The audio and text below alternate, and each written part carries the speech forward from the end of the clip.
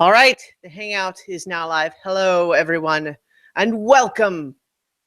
This is Dungeons and Dragons Adventure on so many levels. I said it in a weird order that time. I'm Christiana Ellis, the Dungeon Master, and tonight we're going to play some Dungeons and Dragons. Yay! Woo-hoo! Alas, we are once again missing the illustrious Jared Axelrod, but Mugen will be tagging along this time nonetheless. Easiest to keep the party together. But our present players include Chooch Schubert as Autocree. Good evening, everyone. Ooh, with a neat little lower third. New overlay. Yeah, look at that. We have Starla Hutchton as Nirakina Ethu. Greetings and salutations. And Vivid Muse as Amethyst. Good evening. All right, so when we last left you guys, you were running a few errands. You got a sword decursed. You got a new spiritual steed, Autocree. Yeah. You guys did a little bit of planning. You're planning to go to the Barrier Mountains, and so you went and talked to the Dwarven ambassador about that. And then you got some new toys from the librarian cleric and Barry the druid, respectively. Those were the broad strokes, I think. Oh, and of course, Mugen returned from the monks. Yeah. And is then promptly skedaddled again as soon as you let him out of your sight. But we'll see how that goes this time. But anything else from last time that I left out? You guys want to remind everybody of, or Well, just I think that about covers it. yeah? Let's just jump right in then. Autocree, you. When you left the palace with Mugen, the idea is you were going to go Right. shopping together. But then as soon as you were in the crowd, out of sight, gone. Where did he go? Who knows? Mhm. So you went and found a blacksmith to basically see if you could look into ordering some barding for your spiritual steed. Your Yes. paladin steed, the mighty onyx-colored war horse. Which reminds me, do you have a name for your steed? I thought of one. Yeah, Salty. I've had one. No, salty. I forgot to tell you this one. 'Cause Salty. He's Salty? he's black like pepper, but you call him salty because he's salty and vengeful. Just a Salty. suggestion. Maybe it'll be a little ornery. No need to pick right now if you're not, ready. But I just thought I'd ask. But so basically, as soon as you finished dealing with the blacksmith and he finished taking the measurements, you start to turn around to walk back, and you practically trip over Mugen, who is standing right behind you. Oh, hey, Clyde, watch it. Whoa. Oh, sorry, buddy. Where'd you get off to? Oh, was buying supplies. That's what we were doing, right? We were. That's how we were doing, more together. But that's all right.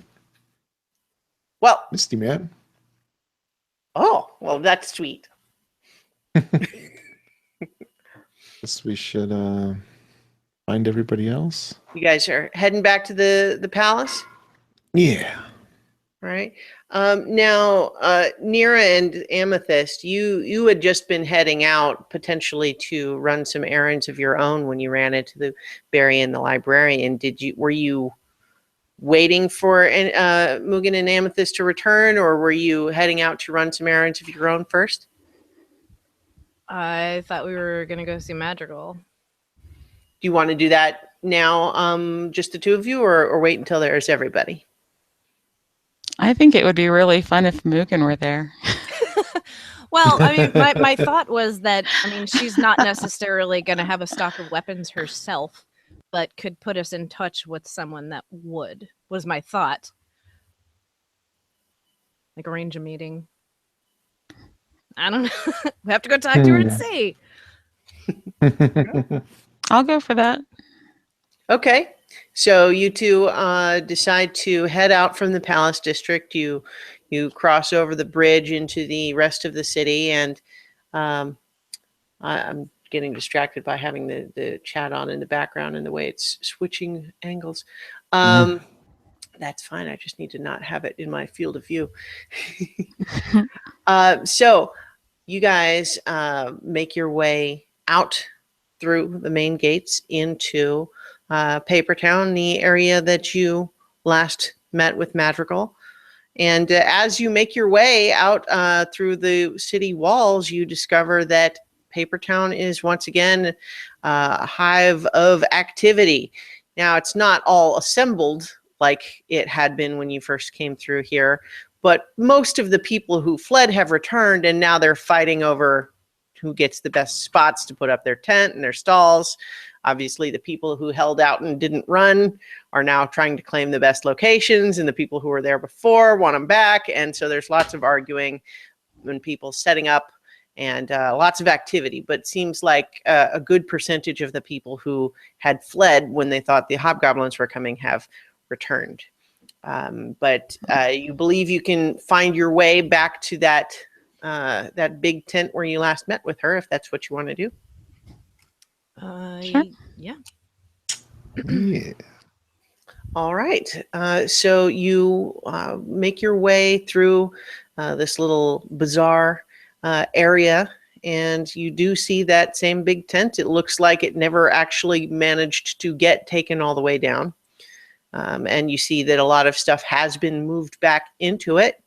But as you make your way towards that front entrance, you do see that little guy with the red leather armor who had escorted you before, who's just kind of sitting on a barrel, like eating a potato, just like a raw potato in his hand. He's just, but he's just sitting there hanging out, but he nods to you and kind of gestures with his head inside. All Cool. right.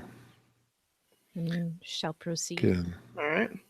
So you make your way in, and it does look like it's very much in the process of getting set back up. But so where you had passed before through, large open spaces that were the remnants of where there were stalls, there's now a lot of people getting their businesses set back up. But towards the center of the tent, you see in the big open center, there's actually a lot of people like laying out blankets to have displays there. But the desk where you originally met Madrigal is still there, and she is sitting at it, and looks up as you approach and says, "Ah, well, isn't this a pleasant surprise?" I understand you were returned. Their wagon was returned to you. Yes, very much intact. Thank you for that. Well, you're welcome. So tell me, what have I done to merit being honored by a visit from the heroes of Villanocta? Well, this nothing terrible. Actually, I was hoping that you might be able to point me towards a merchant that sells weapons that we might find useful as we head out later. So there are any number of weapons merchants in the city proper. Why would you come to me, I wonder? Well, I understand that you know people, and we don't want to go to just anyone. And I know that you probably know the best of the best. Well, that's true.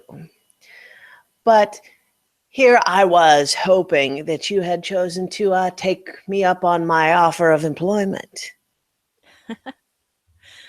Well, I suppose that if our interests aligned, that wouldn't be out of the question. Really? So, I'm glad to hear that. What sort of work do you suppose that you would find interesting? Well, obviously nothing that would put a stain on our reputation. Oh, of course not. It would be foolish of me to suggest anything that would tarnish you.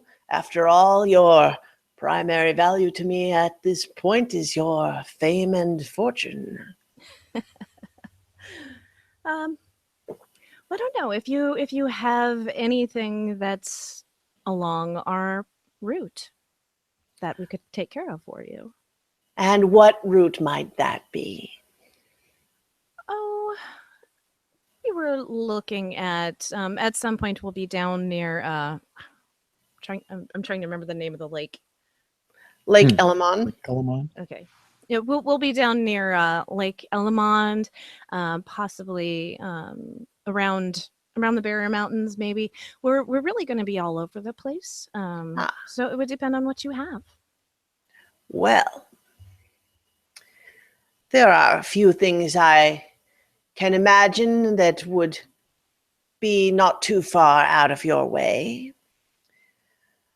One is just a simple recon, perhaps recovery job.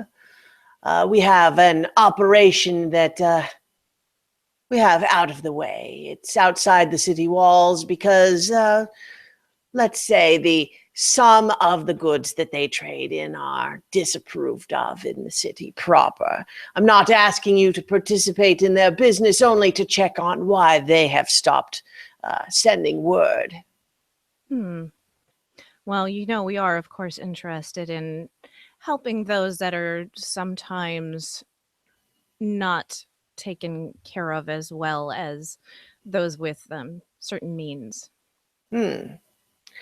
There's also a rumor of a very rare creature somewhere to the southeast where its shell has many interesting properties that allow it to be crafted into powerful magical items.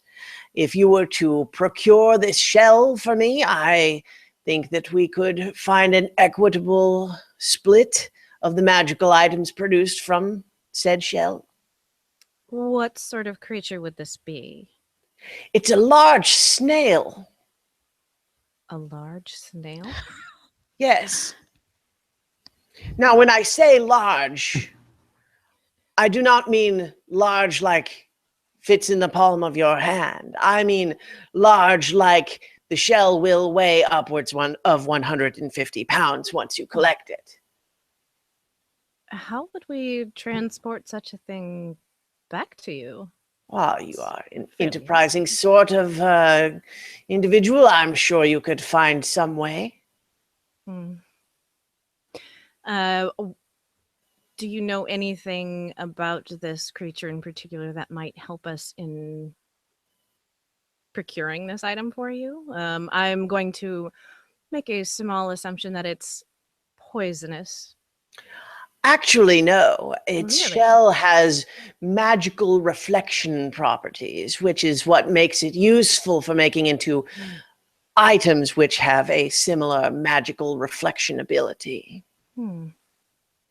It is not entirely immune to magic, but it has a knack for turning your spells back at you. Ah, well, that's very helpful to know. All right.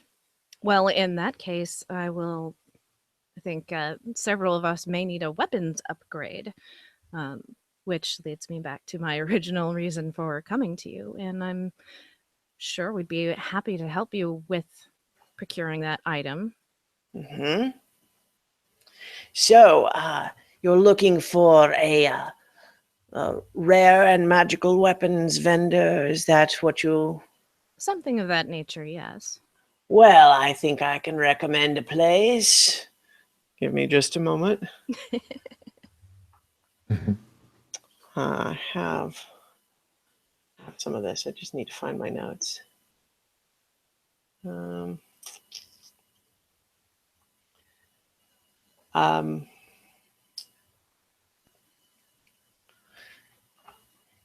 There's a half-elf by the name of Mobius who actually has his shop a little bit further clockwise around the city. I think that if you look him up, you will find that he has an admirable selection of items that you might choose from. They are pricey, of course, as are all powerful magical artifacts, but Naturally. you may certainly find things there that you would not elsewhere. Well, that sounds like exactly what we're looking for.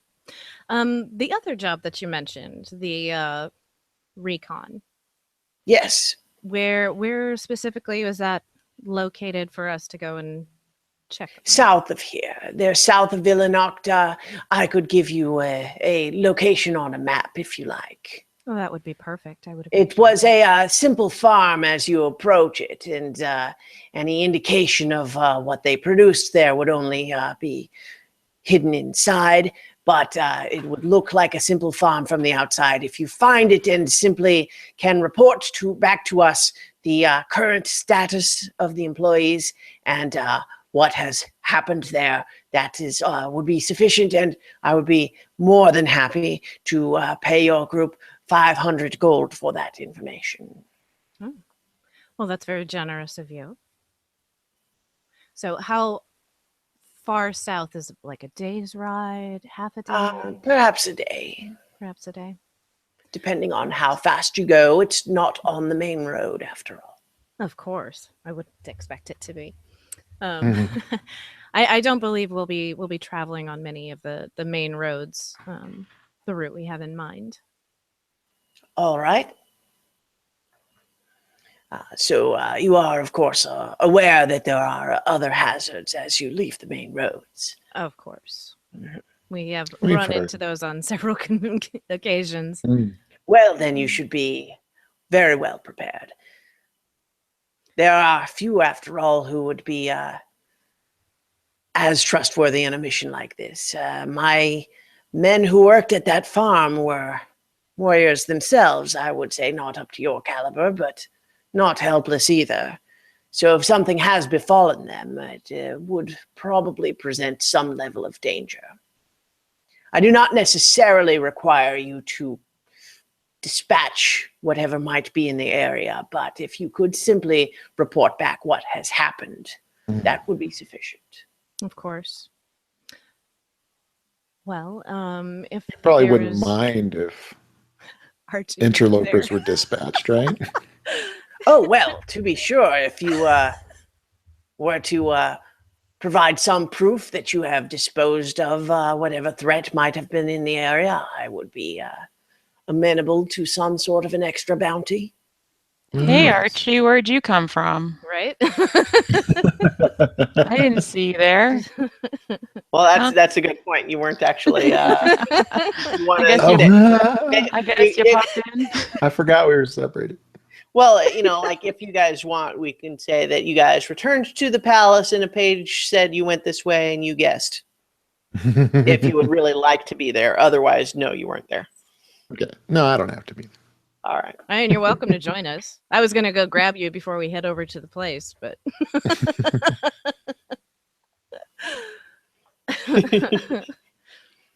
um, Is there anything else I can do for you? totally lost my place in the conversation. I can mark both the location of the farm and the last known sighting of the snail on your map if you like. Oh, that would be perfect. Thank you very much. So, Mm. I'm assuming I have some sort of basic map with me. You don't Not want to a- show her the magic one with the No. glass? I don't Like know. I done it? No, I'm shaking my head. No. no. Even if you had a aneurysm and thought to hand it over, nope. Would that be like an I'll say you explorer's guys pack? have you have an old map. You have like the pre-time jump map. That's an antique. No, it's a That collector's belongs in a museum. Now, maps are not hard to come by. You could buy another map if you wanted. Right. Madrigal probably knows some people who could tell you one. Yeah, we'll need a map for you to mark it on for us. Those on for us. Well. Our navigator is not with us at present, so I think that can be arranged. If I could just sketch something up briefly for you if you prefer, or if you really need a Perfect. proper map, I could put something together as well. Oh, I think a sketch would be just fine. Yeah, yeah. So she pulls out a bit of parchment and sketches kind of the broad strokes and a couple of key landmarks for you. And what I'll say is you recognize from having studied your map recently, you recognize a few things. So I'm going to pull up that map for you guys to look at. So I'll indicate here where she's basically indicating. So she shows you the city itself and says that the farm is here around this like area right here. So it's about 35 miles south of the city, which is basically like you would have to ride pretty much straight there to get there in a day. And then the snail has been sighted in this region here. And the way you'll know you're close, the snail leaves a trail behind it like glass. Interesting. I'm guessing it's a monstrosity. Well, it's not cute, that's for sure. Sorry, out of character. I'm guessing that's a monstrosity and not an animal, Christiana. Actually, let me look. I can look up the creature type. Sorry. That's all right. Madrigal doesn't know. So It's not cute. New definition of monstrosity. I love it. well, how about this? Roll a nature check to see if you know what she's talking about. Ooh, I like that. Looks like we're having lag issues over 24. on YouTube again. Oh dear. 24. 24. That's pretty good. So, based on what she describes, it's let's see. I wonder why I don't know why we're having that issue with the lag. I don't know. The video from last week is just, it's perfect. There's no problem at all with the video. Well, so I don't know. I mean, it's fine. I guess it's just buffering the stream. Yeah. But in any case, with the 24, you're pretty sure that what she's talking about is called a flail snail. It is not a monstrosity. It is actually an elemental, but not a spirit. It's an elemental creature. Okay. Which are pretty uncommon, but that's why, the few that there are kind of notable. Right. And it is, in fact, like you've never seen one personally, but they are known to have, as Madrigal said, the ability to sometimes they have the spell can absorb and reflect some kinds of magic. Okay. And we're going to kill it and take its shell? Well, that's what Madrigal wants. Why not? We'll see what the druid thinks about that later on. But sure, let's take the contract. Okay, thank you. That was all out of character. Sure. Well, it's within character of what it's what Amethyst would be thinking about. That's yeah. So so that's the she marks on your map, and so I can pull that back up if you guys want to refer back to it, but now the approximate locations that she's talking about. Okay. Cool. Well, I believe that should conclude our business for now. Wonderful. I look forward to hearing your reports or dealing with that spiffy shell. I hear they're quite pretty. Well, as soon as we have something for you, we'll let you know. And thank you so much for your information. Of course. It's a privilege to do business with the heroes of Villanocta. Right. Let's go. Are you gonna head back to the palace first, or are you gonna go look up that magic item vendor? Well, I thought I'd grab Archie first since he was off doing like his horse stuff. Yeah. Let me grab a book real quick. All right. Horse and sword. He managed all of his Yeah. material. We do need to talk about, Archie, how you're going to come up with 500 gold for this plate armor for your horse because, Yeah, We it's got a on my contract list. for a shell. yeah, we're going to have to talk about that. Or No, the possibly, 500 gold was for the farm. I was I gonna just say think we're possibly gonna have to clearing out a sweep- farm. Yeah. I thought she said the 500 gold was for the shell if we brought it back. The shell No. the shell can be made into magical items, and she said she would come up We'd with an split it. equitable split of whatever can be Ah. made from it. Okay, so getting the information was 500 gold. Yes. And that's all it was, though, right? Was getting information. Yeah, that's what she said. Is she needs to know what happened, why they stopped reporting back, Gotcha. and then like if you found that it was some sort of a monster and you saw fit to clear it out, you could talk about some potential reward for that if you brought back proof. Oh, we Off would with bring its back head. proof, Yeah, we know how Archie likes to take heads. So right? I think I got one too. I got the oh yeah, eel thing with the claw when you were when you I were was the fighting rose demon. lion. Yeah. Yeah. I have an artist rendering of it even. That's why I thought of it. It's like the only reason I remembered it is because that picture popped into my head. I was like, I still oh, have it there sitting it right here. is. Here it is. I loves it. I think it's still my cover photo too. I just love it. Yeah, Facebook. Yeah, I Alright. keep meaning to send it, but every week I just I look at it and I go, oh, I got to take that with me when I go, and then I just forget. I'm the absolute worst about mailing things. I mean, it's just horrific. So don't ever worry about it. So you guys are looking up, going to find Archie? Yeah, we'll collect Yeah. Archie and Mugen. All right. Since he I- decided not to show Mugen's up not at gonna want Madrigal's. anything, but Yeah, so we'll say you guys get back to the palace just as they're arriving, so you're able to meet up with each other. We can also fast forward through filling in Archie on what Madrigal Yeah. said. Since, Sure. yeah, we'll do that. Okay. Head straight for the place. Mugen Sounds is good. not enthusiastic at all about going to this magic item vendor. Well, since I don't think we'll be starting out till tomorrow, probably. What time of day is it about now? Right now it's like noon. Right now. Mm.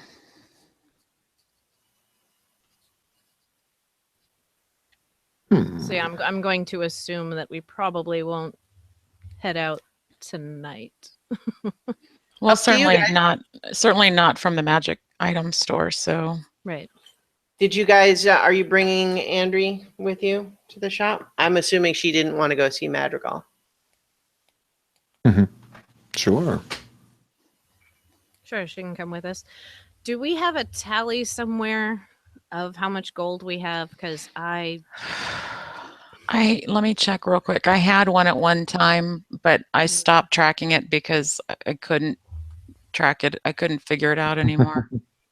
yeah, because I know I started off with like 200, and then I only spent like one, like at the Yeah. very beginning. But then we bought horses, but we had gotten like 350 Yeah, from the cave.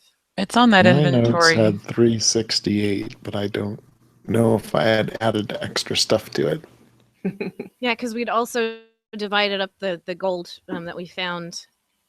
Yeah, you guys really haven't been spending hardly anything so far. So I know. I think that Well, Archie gave away all of his personal money, but There was a pouch with 350. We bought horses. We earned 67 more gold. The hotels that we've paid for is negligible. The meals negligible, or provided by the city of Villanocta. food services. But yeah, the last I have is 350 minus 200 plus. Yeah, it's around. What is that?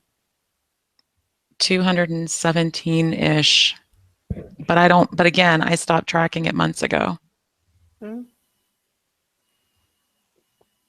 All right. Okay. Well, we'll go and I- see what he's got.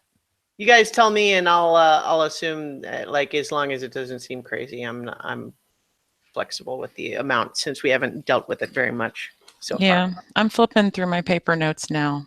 That's why I'm having to mute. Well, should we just assume 100 each out of the divided pot, maybe? Just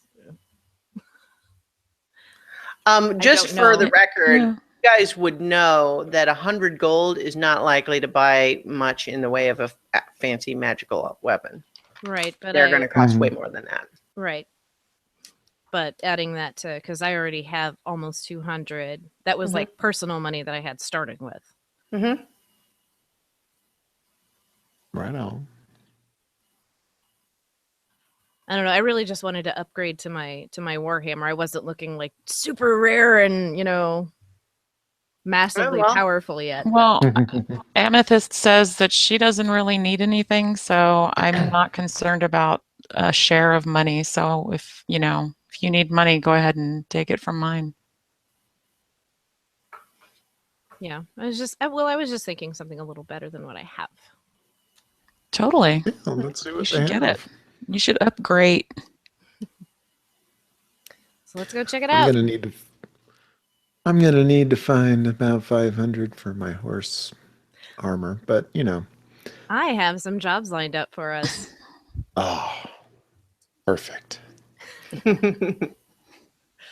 We'll talk about that later. Maybe with the druid. To the magic store. All right. It's actually proving harder than I thought. The thing that I thought I had that was like a good basic like randomized magic shop is not as useful as I thought, or at least I didn't have it prepared. That's okay. I can work with this. It's fine. I just don't have it like with a neat little list all handy and everything. It'll take me a little bit of fiddling. But yeah, so you're heading for the magic shop now? Yep. All right, so you make your way around the outside of the city clockwise as Madrigal suggested, and you ask around a little bit just to find the exact spot, and then so you do see a really fancy looking tent. It's not big, but the material is obviously very nice. It's a rich purple and black striped color. Looks brand new, which is pretty unusual for the tents around here.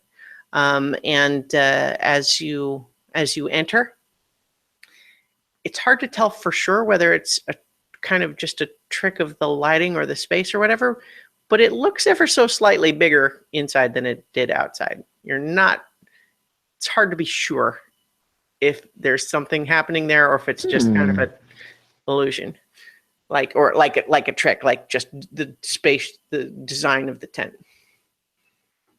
Is there anyone hanging around?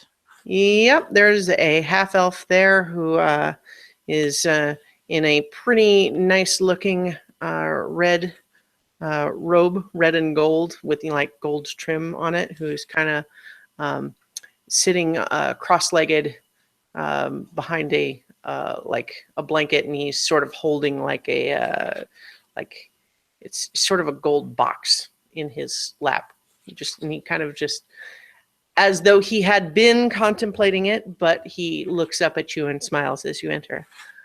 Aha! In the market for some magical items, are we? Yes, actually, we were recommended your fine establishment by Madrigal herself. Oh, she's such a sweetheart. How is she? She's doing well. Good. After all of this hobgoblin trouble, after all, there was a lot of uncertainty around here. But I understand we have some thanks to offer you as a result of all of that. Oh, you know us then. Well, I think everyone here in Papertown is aware of what happened. Or the broad strokes, at any rate. Of course, we were happy to help. So, How can I help you? Well, we're heading out shortly, and was looking to possibly upgrade the weapons at my disposal. Aha, weapons. You're looking for, well, you've come to me, so we can probably dispense with the notion that you're looking for something ordinary, yes? You're correct. Very well. What variety of weapon are you looking for? Something of an upgrade to your current Warhammer or some other type, perhaps? Well, I have both this bow and the Warhammer, and I am quite fond of the Warhammer, but I feel like perhaps I should look at upgrading my ranged weaponry first. Aha, a bow of some kind, perhaps? Short, Yes. long, crossbow? Looking at what I have proficiency. Oh, I have. So, what are the, just out of character, what are the benefits to short bow versus long bow? Well, the proficiencies are different. Well, I have So both. longbow is more powerful, but it is more difficult to use. So if you have proficiency, a longbow, it's bigger physically, but it's more powerful. I can tell you the exact difference if you like. It is, if I can find that chapter.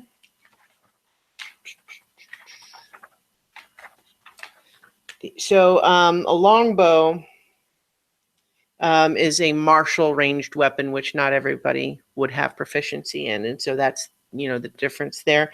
But it produces a 1d8 piercing standard versus a 1d6 piercing. Okay.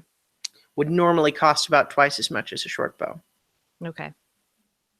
Those are for like standard ordinary longbow or short bow. Of course. Well, I was thinking of upgrading to a longbow, perhaps. Huh. Are you looking for something to just pack a little bit more punch, or were you looking for more exotic effects? I'm trying Well- not to do Madrigal's voice again. He's more smooth like this. Well, I could be facing any variety of creatures when I go out. So I think something that just kind of maybe packs a little more punch and is not necessarily specific to any one type of enemy. Huh. Well, I do have a longbow that is a little bit more accurate, a little bit more damaging. If that is all you require. If you're looking for something a little bit more exotic, I have one that warns you of danger. Oh, that is very interesting. Now, what would the price difference be in those two things? Would they be about the same? No. The one that warns you of danger is considerably more. Of course, I would assume as much. So, what am I looking at as far as cost for something like that? Well, the one that provides just a little bit more punch may be more in your market, I'm thinking, and that we could I could make you a deal of, let's say, 5,000 gold. All right. Yeah, I am going to be a little bit short of that. But now I have something to work towards. So that's good to know. Now, I suppose I do have some that enchanted a bit, will be more powerful than a standard longbow, not quite as powerful as the original I mentioned. I have them as low as 500 gold, but I'm afraid beyond that, and you're back to dealing with an ordinary armorer Of or course. fletcher.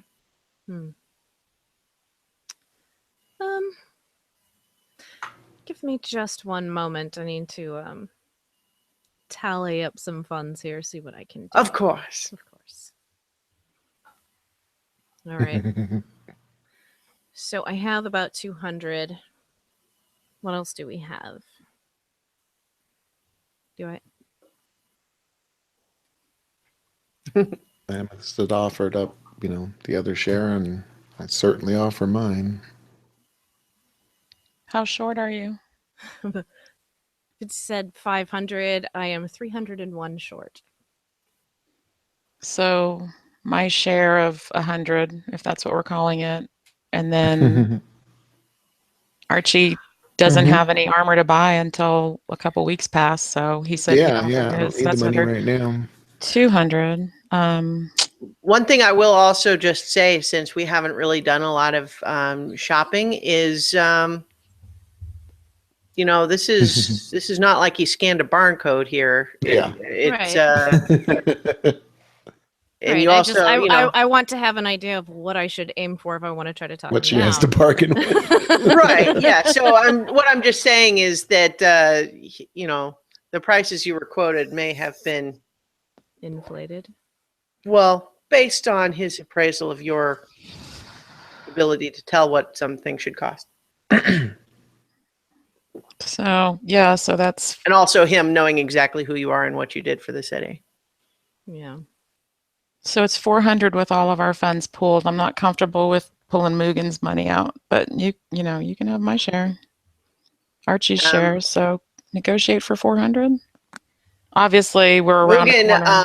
Mugen hems and haws and huffs and puffs and makes a big production about it, but then decides that you can have all of his money.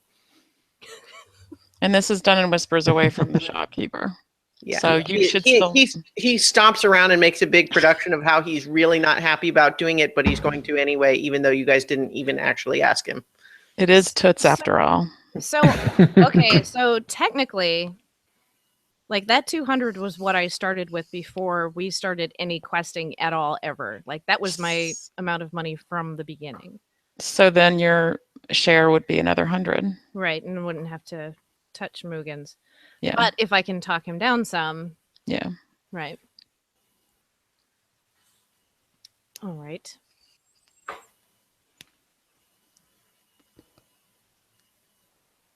All right, so I will gather up the gold. He's not gonna. It's gonna like in a pouch or something. Okay, I was going to say you're just going.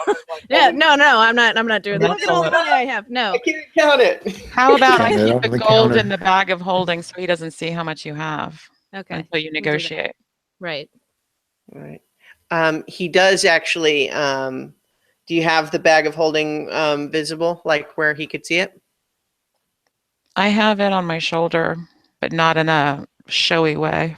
I don't want a whole lot of people to see Okay. it, but yeah, he can see it. He does spot it. It says, "Oh, bag of holding. Those are quite valuable. I don't suppose you'd be willing to part with it." No, thank you. Fair enough. I certainly would not begrudge you keeping it. It's quite useful after all. Absolutely. Thank you for your interest. So I was wondering, how is it that you go about acquiring all your inventory? Or do you craft these things yourself, or do you find them in other ways? Well, you see, I procure a number of my items from adventure. Excuse me. Bless you. From adventurers who have either found new and better items and wish to get rid of their old, or sometimes just adventurers who have fallen on hard times and felt the need to liquidate some assets, if you will. Also, of course, many magical items are passed down as inheritance within families, and not all generations respect their elders' property, and some would prefer cash. So is there anything, I don't know, maybe you have some sort of a wish list of items you'd be looking for of specific interest? I'm intrigued. Do you have a lead on any particular items? Well, that was my question. If there was something that you maybe had in mind, but didn't have the means to get yourself. Well, I'm always on the lookout for any number of magical items, but I don't have any. I don't have a shopping list for you, if that's what you mean. Well, I was just thinking we were going out anyway, and if there was, something you needed done. I mean, Do you know our reputation. Anything that you find that is magical that you are willing to part with, and I will offer you a fair price for it. Well, I do fancy that bow. But I don't know, 500 just seems a bit much. I think there were craftsmen back in my home that didn't seem to charge quite so much for items. Just as Well, a little bow with a little make more. make a persuasion roll. I never remember what my stats are on this. Okay. Charisma, if you don't have Right. proficiency in persuasion. 14. A 17. He says, "Ah, well, I can see that you are familiar with fine workmanship."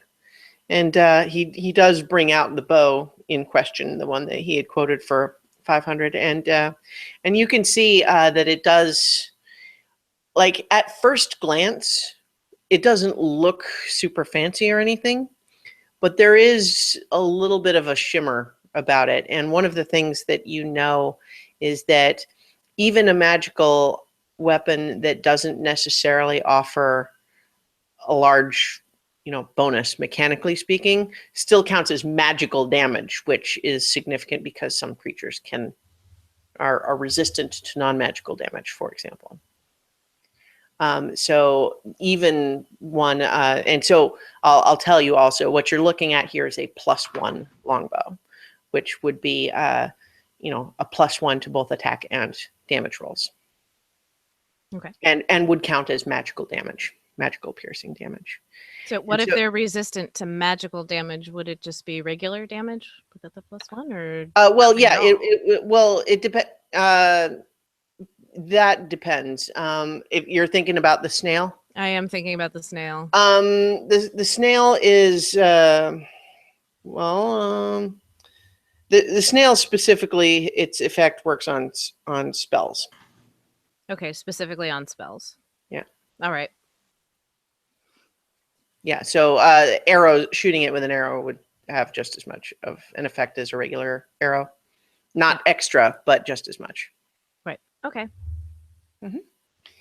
So I can see that you have an appreciation for workmanship, and I do like dealing with elves. I have a bit of elf in me as well, after all, and so I think that I could be persuaded to let this go for as little as let's say 400 gold. That sounds a little more along the lines of what I was thinking. So I think we can do business. All right then.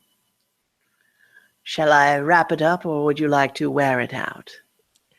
Oh, I think I'll wear it out. Shiny new toy and all that. Mhm. Are you in need of any ammunition, arrows? You can use ordinary arrows, of course, as you like. But we do have some special arrows as well, if you're interested. Well, what sort of special arrows do you have? Well, let me check my inventory. I hand Nera the bag of holding, and I go look at sparkly things on my own. Because bored. All right, let's see.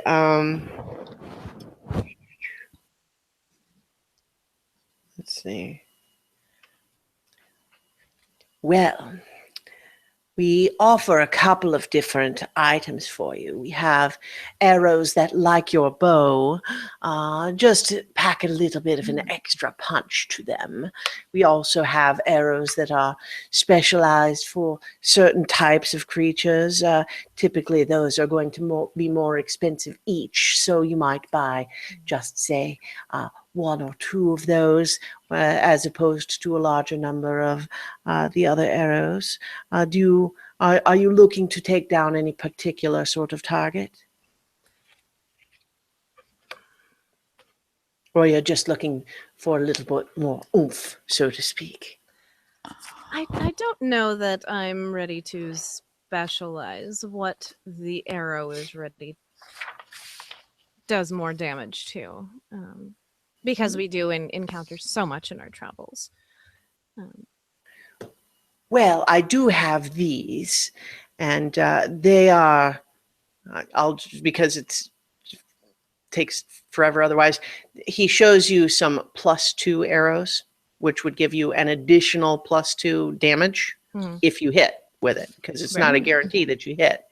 But if you hit, it will be an extra +2 damage. And he says, I could sell 10 of these to you for 100 gold.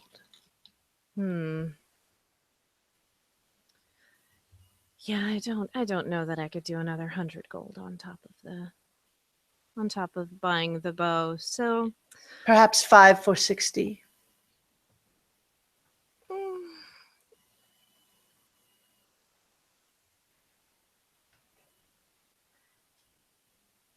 That's not a discount.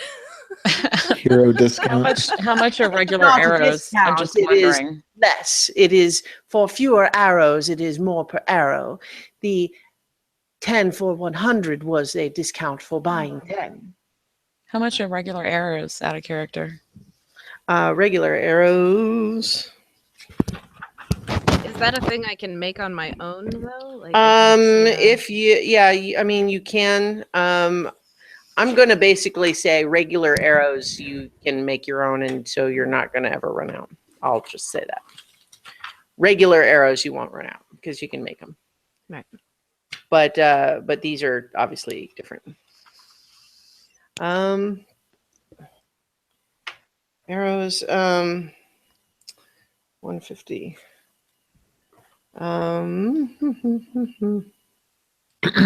Where are they? 20 for 1 gold piece in the player's handbook. Oh, yep. Yeah, 20 for 1 gold piece for regular arrows. But, you wouldn't need to buy them. Because All right. No, I think I'm going to pass on the specialized arrows for now. fair enough, your new bow will fire regular arrows just as well, of course. All right. So I guess I will pay the man. All right. So that is 400 gold for the +1 longbow. And so, as I mentioned, it is +1 to attack rolls and to damage rolls.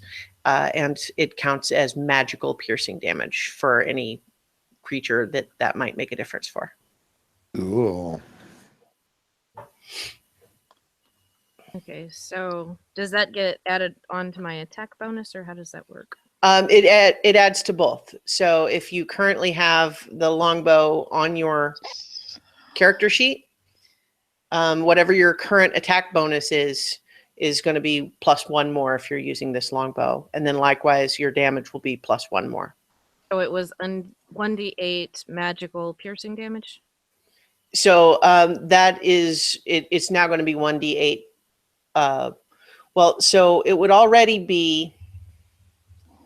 I don't have your character sheet open. Let me get that for you real quick, because it's based on your. Do I have your level 5 sheet? Possibly not. Because I think I sent you level 4, but nothing had changed. Well, your proficiency bonus went up. That makes a difference. I don't think I changed it. Well, maybe I did. Your proficiency changed at level 5, so that's where. Because I've got my attack bonus at +5 now. So your dexterity is +2. Right. And so if you're proficient in, first of all, my level 4 character sheet for you shows you had a short bow, but Right. so a long bow. So right now your proficiency bonus is +3, excuse me. So your attack bonus would be +5, but with this longbow will be +6. Okay. And then your damage would be 1d8 +2. That's your dexterity, but not the proficiency. But now it will be 1d8 +3. 1d8 +3. Yeah. And that's magical or piercing? Or It is piercing, but it's with a magic Okay. longbow. So Oh, okay, okay. Yeah. Okay. All right. So what's the plan? Are you done shopping? I don't have any more money, so Do come again when you are looking for something more, or when you have something to sell. I would be happy to serve you for either. we'll definitely keep you in mind. Thank you so much. Of course. Anybody else? I'm good. Where did Amethyst wander off to? I'm here. I'm here. Did she leave the tent, or is she just like No, looking I'm at right. something else? I was just looking at something else. I can't. I thought I would just channel myself and get distracted and flitter off. You guys sure are being pokey for people who are going to get on the road. I know. What do we do next? Is Don't. Andrea still with us? You left her at the palace, Okay. Right. but she basically told you she was going to be ready to go whenever you guys wanted her. Right. So I guess we'll head back. And you also Back know to the that palace. wherever you're going is going to take more than a day to get there anyway, so you don't Yeah. necessarily gain anything for staying here unless you just want another night at the palace before you get on the road. So Archie, we were offered a Yeah. few jobs. The first one, it's about a day's ride from here, and Magical just wanted some information on her workers at this farm. Easy enough. Right. The other one, it might be, of course, there. I mean, we are running the risk that there has killed everyone. So probably at least a little bit of danger involved. But I don't know any more. Neither does she, which is why she's asked us to go. Okay. The other one, which looks like it might actually be on our way to the Berry Mountains. There's this giant snail that I'm intrigued, but it's a Is very it large terrorizing snail. the countryside? Well, she's after No. the shell. Ah, We are to kill it and bring back the shell. trophy hunting. Well, the shell Alright. itself has magical properties used to craft different items. So that's where its value lies. But she did offer us 500 for the information that she's seeking, Nice. which I believe would cover the barding that you've ordered. Yeah, that would. Wow. Since you all were so kind to pitch in for my new bow. Certainly. Wow. Well, hey, yeah. I mean, anything that's on the way, I think, is a no-brainer for sure.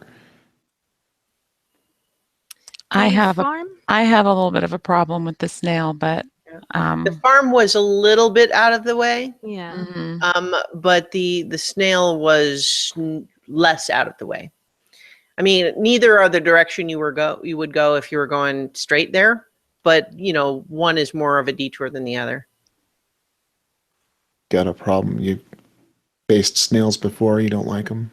I just I don't know how I feel about just wandering up and killing something and dragging its carcass back to the She's city. And having moral issues. as That's someone that understandable. tends to prefer animals to people, yeah. But I understand how important it is. So hopefully it's eating something or being evil and it won't be a problem for Well, me. that's actually my hope. I would rather take care of a problem than just kill needlessly. That's not really what we Certainly, do, yeah. but, we won't know until we get there. Yeah. I mean, leaving a trail of glass, that can't be good for anyone. Well, roughly in the right direction. I think the cabin, farmhouse, whatever, would make sense to go to. I mean, if we were to kill a giant snail, we probably don't want to drag it all the way to the mountains and all the way back. No. Right. But there's the chance that if we don't head directly for that, it could move. I mean, I don't know how Hmm. fast it is. It is a snail. I mean, maybe it's a racing snail. I don't know. Because Amethyst knew some things about it, she knows that it is slow moving as you would expect a snail to be. Plus, I can cast Commune with Nature, which will let me know what the lay of the land is for 3 miles. So that'll help narrow down where it goes if it moves. I don't think it's going to go further than 3 miles before we can. Well, get you to it. also have your locate animal, which was Yes. probably another would also work. Yep. Still have that loaded. And that, in fact, has a 5-mile range. Oh, cool. So Nice. the farm or the mountain? What's your vote, Well, Archie? I'd say if the farm's mostly on the way, we could stop. It's not entirely out of the way, but it's not. So I'll It's a pull up the detour. map again.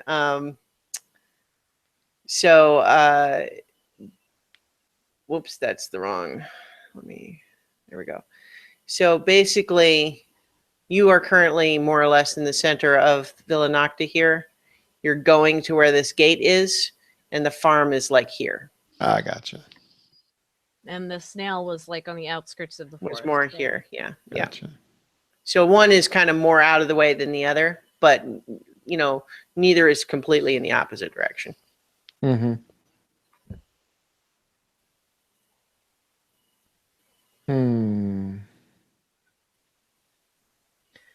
Well, we could hit up the farm, swing up and get the snail, and drag it back to Villa Nocta, I suppose. Well, There's Part that of me fisher, thinks- though. yeah, I was gonna say, part of me thinks we should head straight to that, deal That's with my- that, Yeah. and perhaps hit the others on the way back. Well, although I was gonna say, Especially, just healing rifts, we don't necessarily have a reason to come back. well, but, but Archie, one thing that we learned, I don't think we've seen Archie since we talked to the Dwarven ambassador. Nope, you haven't. But there's some trouble up in the Dwarven mines. Ah. Actually, the Dwarven ambassador is having, in confidence, told us that there's problems with the mines. And so the Are copper they anybody that goes down into certain portions of their mines are not coming back? Wow. that feels to me more like a priority, and that we could hit the farm and the snail. We could have a we'll see how desperate we are for magic items at that point. But I'd rather go straight to the fisher, and Cool. that's my vote. All right. I will let you guys Yeah. make that call if that's what you want to do. Does Mugen Yeah, I have an think opinion? that's the most urgent. Mugen still- doesn't care about magical items. Is this We still have a the job to do, don't we? Got to be heroes. of legend? Is this did we do anything since we said Starla could pick what we do next? Are we No, still I mean, like shopping going to from the that? Barrier Mountains was like that Yeah. was the That was plan. the next target. Right. Yeah. So I Yeah. take back my vote. Starlet, still your choice. Mira, Well, Mira, I chose it's where we still were your going to choice. go, and that was what I picked. Mm. So, Mugen, are you going to be all right with where we're headed? It is the Copperbeard territory. It's going to be fine. Why wouldn't it be fine? Still going with that? Going It's with what? I don't. It's like you don't trust me. All right. If you think it's going to be fine. Why wouldn't it be fine? It's a chance to mend fences. Sure, let's go with that. As long as we're, hopefully sticking near Copperbeard. If we get too close to Iron Fist, well, no, nobody will remember me. Never mind. Well, this is going to be an interesting journey. I grew up in the mountains near Fireforge, which is down south, and they had a spat a while back with the Iron Fist. But these things change a lot, so it's probably nothing now. And Well, like I said, nobody's apparently going to dwarves remember have me. very long memories. Mhm. Well, You guys true, do know but- that dwarves live upwards of 450 years. Mhm. Yeah, this is fun. All right. Well, are we ready to gather up and head out then? Yeah. All right. So if you're ready, we can go ahead and fetch Andri. And also, you you arranged. You said you were going to pick up the letter from the Dwarven ambassador, so that she didn't have to send it through anyone. Right. So she gives you a sealed envelope and says that her uncle won't read it if the seal is broken. Right. And who do we present this to? Like when we get to the gate. There will be a customs office, and tell them it's for Yagthor Copperbeard, and they will see that it gets to him. Can you spell that name for me real quick, just so I can write it down? Yes. I'm trying to remember if I said Y-A-G or Y-O-G. Y-A-G-T-H-O-R Copperbeard. Okay. All right. We got everything then? Yep. Yeah, So yeah. Andrea's with you, and she's ready to go, and you're heading straight for the mountains. That's what you decided? Yes. Yes, so yes. All right. So what Andrea tells you is that it will be about a day's ride on the road before you get to the forest. So you'll probably make camp somewhere in between for tonight, and then get into the forest sometime tomorrow. Okay. All right. So you're heading out on the road. You make your way through the city with you guys all now packed up, looking like you're heading on a mission. You get a lot of waves and cheers from the people who recognize you as you go through the city. And then as you strike out once again, you're taking a different road from where you originally came into the city. I'll pull up the map again.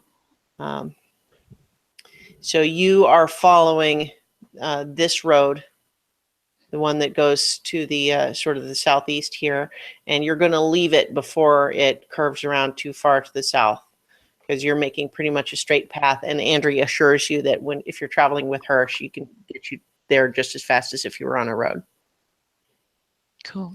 So you're making your way on the road. The air is, it's getting a little cooler. You're into kind of the equivalent of October now, as far as this area.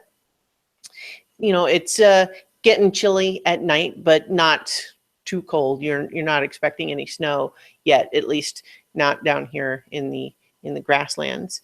But it's as you make your way out of the city and through the area that has a few more of the farms and settlements clustered around the city, you then emerge onto pretty open grassland as far as you can see. And The road becomes much smaller affair, only about 15 feet wide total. Some ruts on it, but not as heavily trafficked as the SARS path, which is the main road you took up initially. But as you are, you've been on the road for several hours, and it's getting towards the evening now. It's not quite like sunset or anything, but it's maybe 5 o'clock, let's say. So let's have everyone make a perception roll.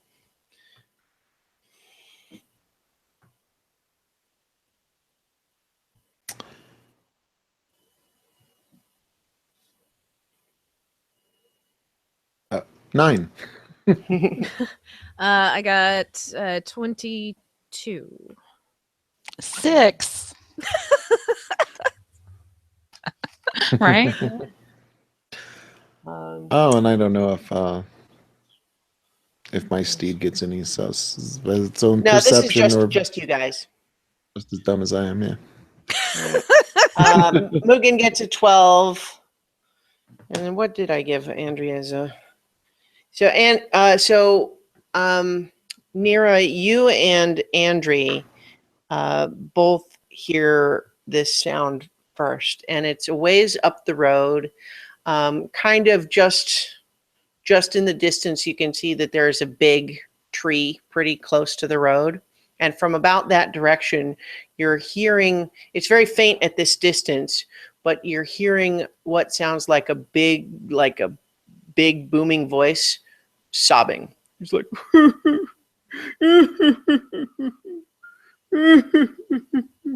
like that. Well, that's new. There's something up ahead, guys. Maybe approach with caution, but I don't think it's hostile.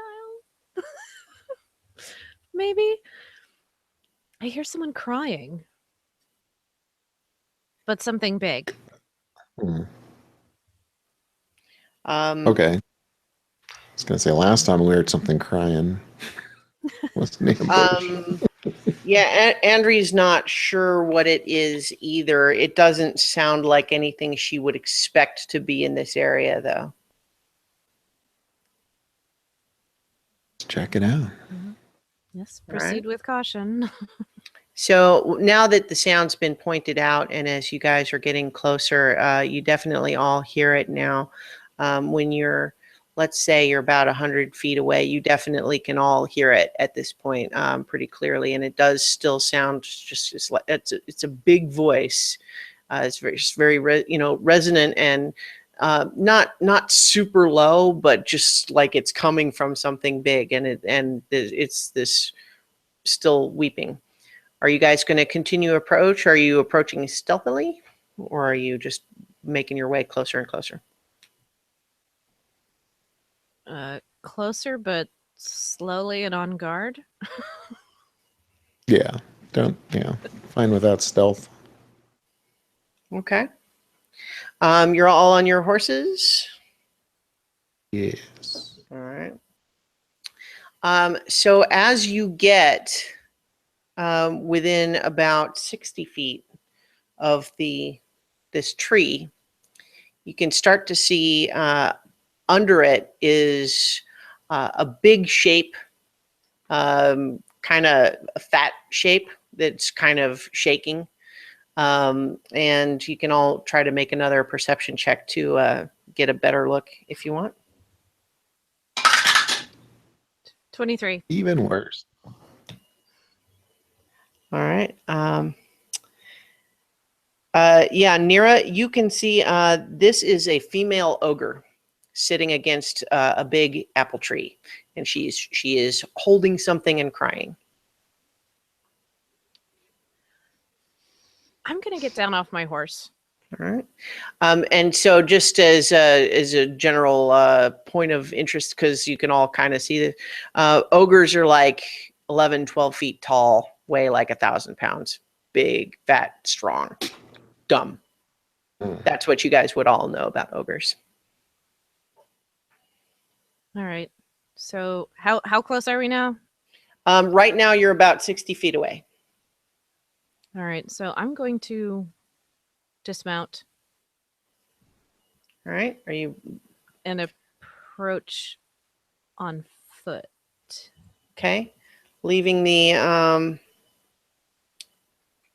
horses back, or bringing them with you? We can leave him. I'm gonna dismount and I'm gonna stay with horses. So you guys, Okay. I'll because go I up don't with want to you. be near. I don't want to be near the ogre, so I'll stay with the horses. I'm gonna Okay. guess Mugen is. Where do we think Mugen Um, and Andrea are gonna be? Mugen is going to follow your guys' lead for right now. Andrea is willing to approach with whoever else is approaching. Excuse me. All right. All right. So, you're just going to stay back with the horses then, Amethyst? Will I be sounds able like- to keep? Will I be able to keep line of sight on them? Yes. You're 60 feet away, which is basically, let's see, your speed is 30, I 30. think. So if you dash, you can get Mhm. to where they are in one turn, but you will have used your action to do it. That's where you are now. Okay. Cool. Yeah, I'm gonna stay with the horses, but I'm gonna watch them, and I'm gonna be at the ready to cast some shit. All right. Do So- ogres have their own language, or they speak common? Like, how does Make that an intelligence check, or yeah, just intelligence.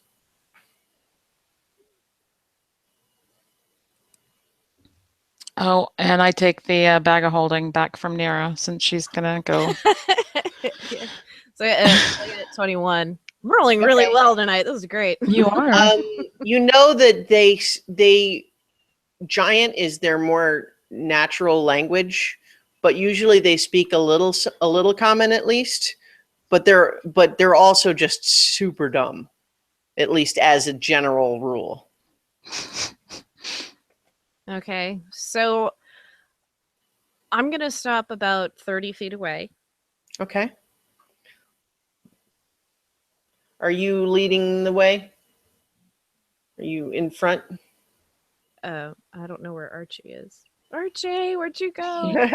He's right back in there, I think. Give him 1 second. All right. Speedy Viking tinkle break. All right. All right. Sorry, it started crazy like storm outside. I had to go check. So something can on you the guys porch. see everything you need to see here Oh, on the map? Yeah. yes. Okay. So you guys, of course, are here. Amethyst with the horses is far enough away. She's not on the map at this point.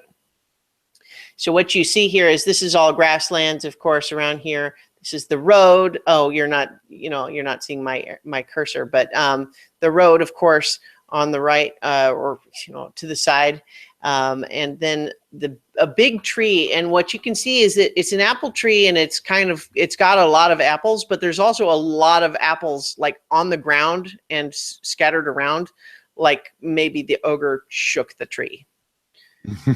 And then there's a little pond. And so currently the ogre is sitting against the tree, back to the tree, kind of facing the pond, holding something in one arm that you can't really get a good look at, crying, and has not noticed you. All right. So what So- before you do that, while I'm with the horses, I'm going to start tying them up and getting ready, in case I need to. But Are just you making just sure tying they them don't run to off. each other? Well, that's what I was going to ask. Is there anything that I can tie You them can, to? You probably have like a tent peg or something in your pack. yeah. Or you can tie Okay. him off to my horse's saddle. He'll stay steady. Okay. Well, I'm going to be fiddling with that while you guys play Okay. with the. Yeah, with them. that could work. Like you could tie the other horses to Archie's horse, and Archie's horse will stay if Archie tells him to. Hmm. Right on. Can hurt him if needed. Oh, cool. Yeah, he can follow instructions and so on. We've got Are- a telepathic link.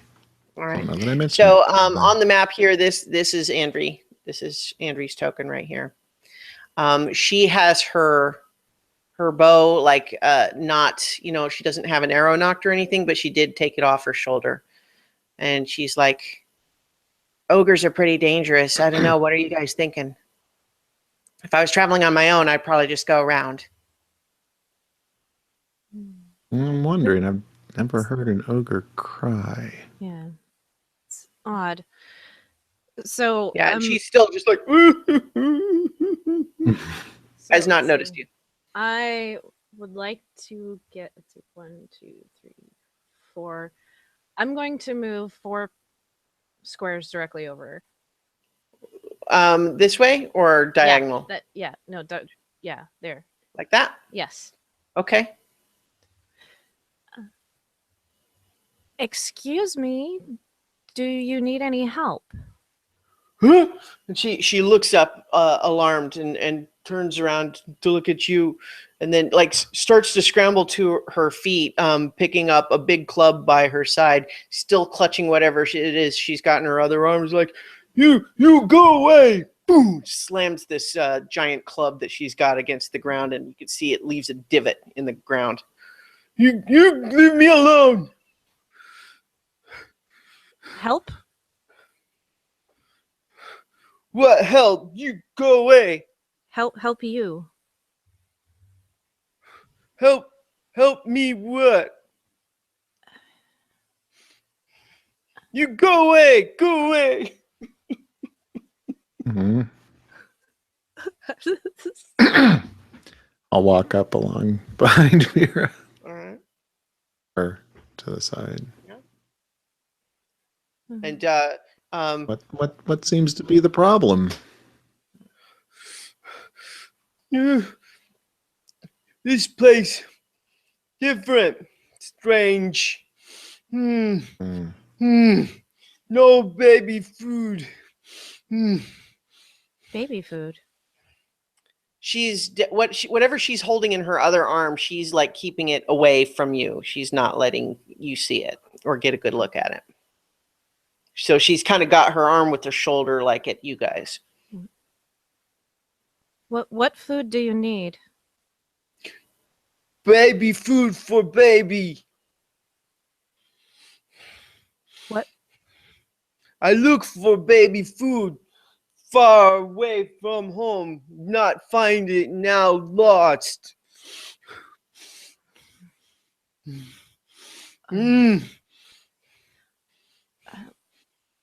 What does your baby need? What kind of food? Well, Baby food. She's mad. She like slams the club against the ground again. Does anybody know anything about ogres? I have no idea what ogre They babies eat would like everything, but they like dwarves the best, I think. Well, yeah. So you want anyone who wants to make a nature check, go ahead. Oh yeah. Can I hear Christiana?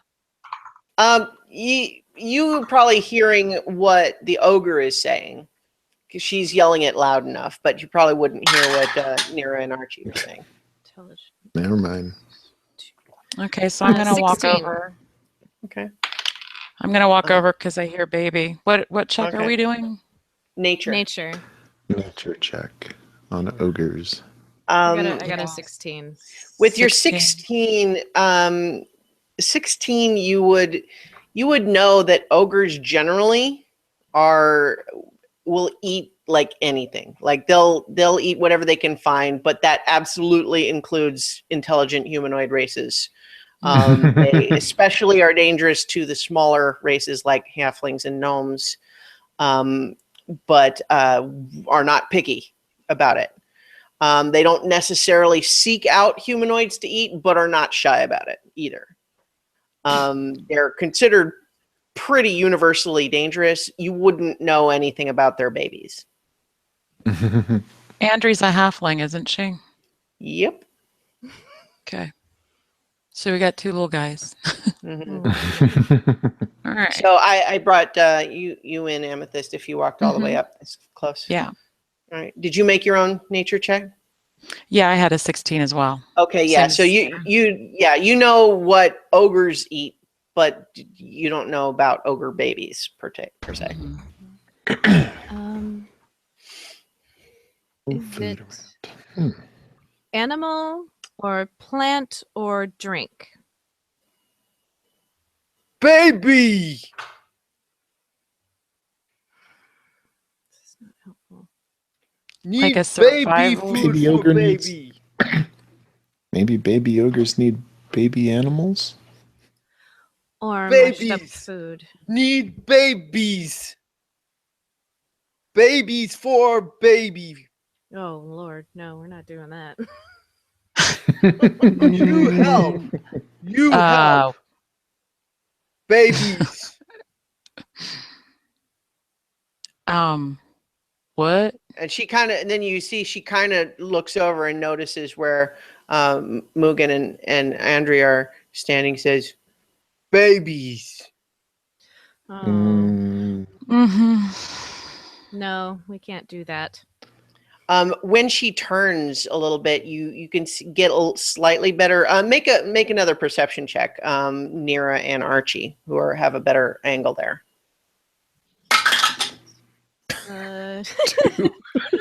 22. Okay, Saving 22. the day Okay. with her mighty dice. So what you can see, Nira, is that you're not 100% sure what it is that she's holding, but it's definitely not a baby ogre. It's something wrapped in like a hide, but what it is wrapped in there looks like a weird sort of leathery ball, like maybe the size of a turkey. That's what she's holding.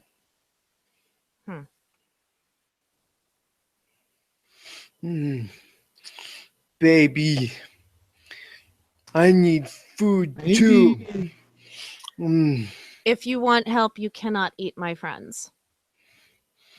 You bring food, babies. I'm sure we could find some baby food. Where? Now. And she like swings the club back again, hits the tree again. It leaves a dent, and a lot more, like a whole nother rain of apples falls down. And she,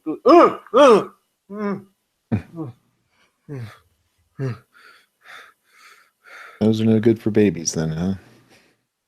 All right. too small. Baby need baby food.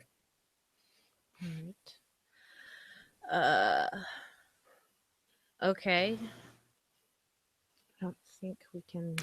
So bear in mind, only you, Nira, saw what she's holding. Mhm. Right. I'll go ahead and Does walk your- back to Andrea and Mugen.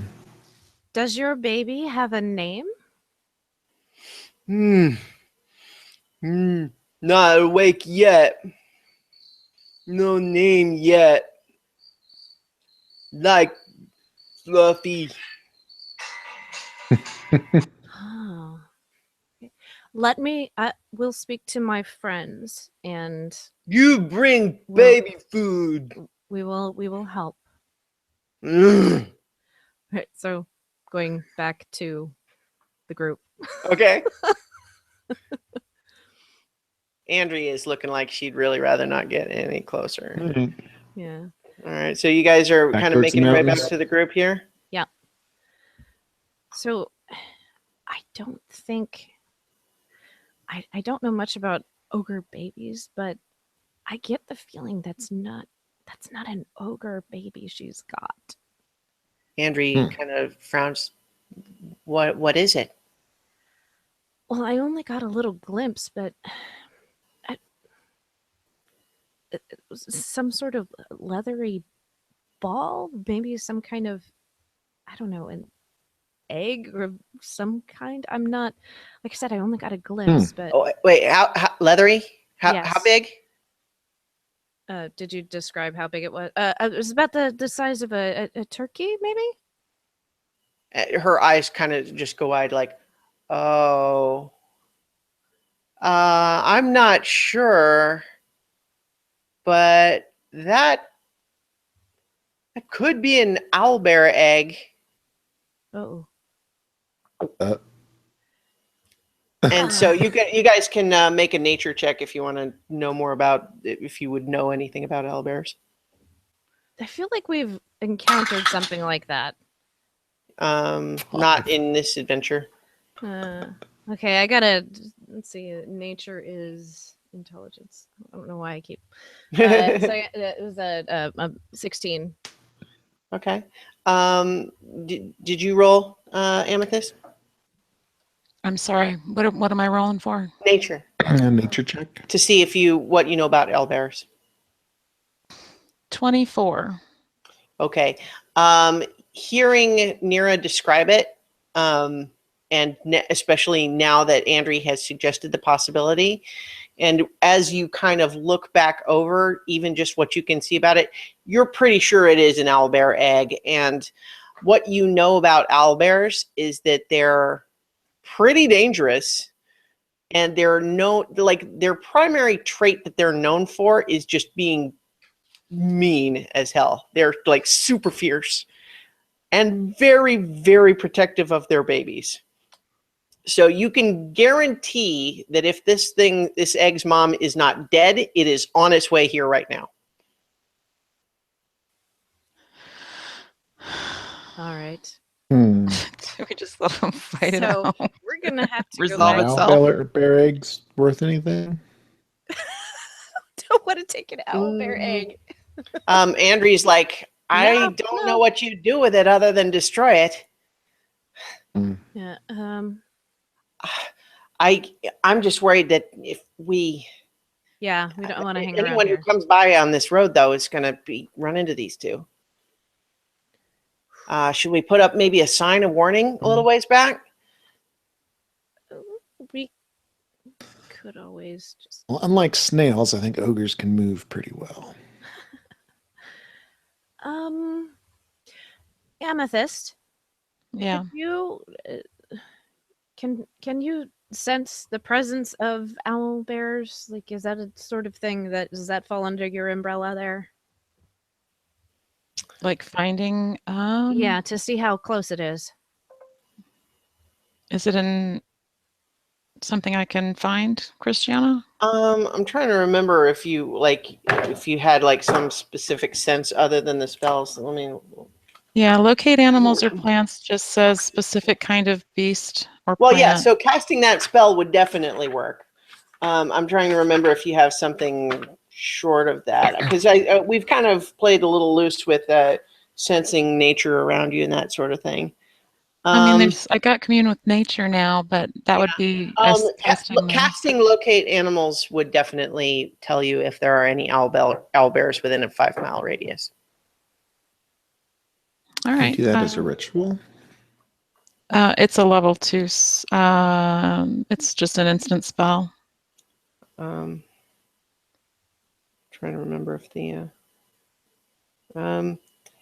It's not it is a ritual. It is? is a ritual. So if you take 10 minutes, then I then don't you think can we want cast to it stick without around the here spell for slot. 10 minutes. Yeah, I'll spend the spell slot. I haven't Yeah. spent any For since that our last matter, game. you also notice that the ogre here is just getting impatient. You guys not talk. Find food. That's what we're doing. She we're, kind of we're, takes we're a trying, couple of lumbering steps towards you guys. we're trying Okay. to figure out where we can find food for the baby. Find Okay. baby food. Make a persuasion roll. Yeah. Actually, deception, because it's not Deception, what yeah. you're doing. That's charisma, not 17. I only rolled a 14 that time. Okay, so good. You find baby food. Baby food, wake up, baby.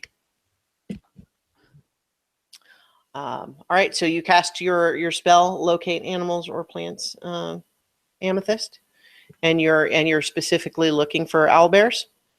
Yes. Okay, so you open your awareness to the natural energy around you, and you focus on owlbears. And yes, there is in fact one moving in your guys' direction very quickly. It will be here probably inside of a minute. Oh, Okay, guys, get ready because Mom or Dad is going to be here in seconds, so prep yourselves. Can you tell which direction? Yeah, it's basically on the far side of the ogre. It's coming from that direction. So on the Alright, map, let's it's coming just, from here. Are you guys Make like see? Okay, Wait. never mind. I'm just So trying it's to make coming. sure. It's coming from past the ogre. Sorry, I'm just realizing where the map. I want to make sure you guys are seeing where you guys are and not.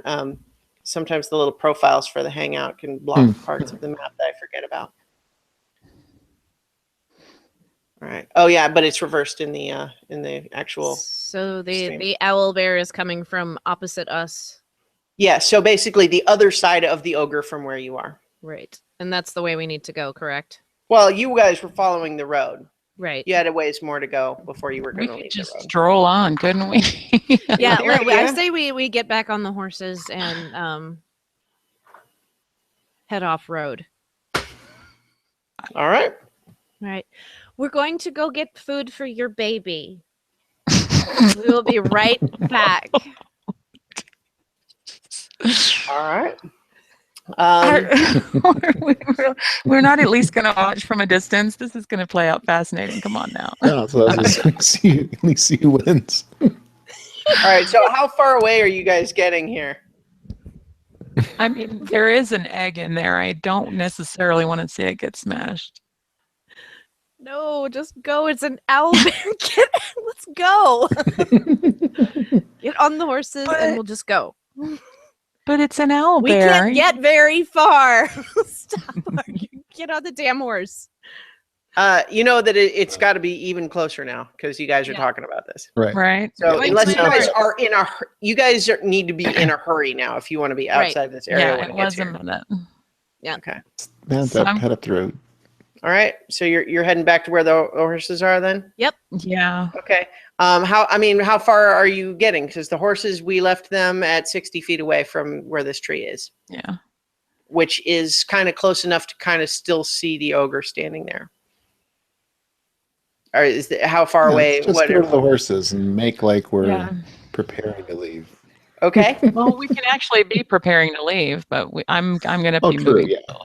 Yeah, let's mount up. I'm just curious. So you guys, you hear a piercing screech that carries on the air.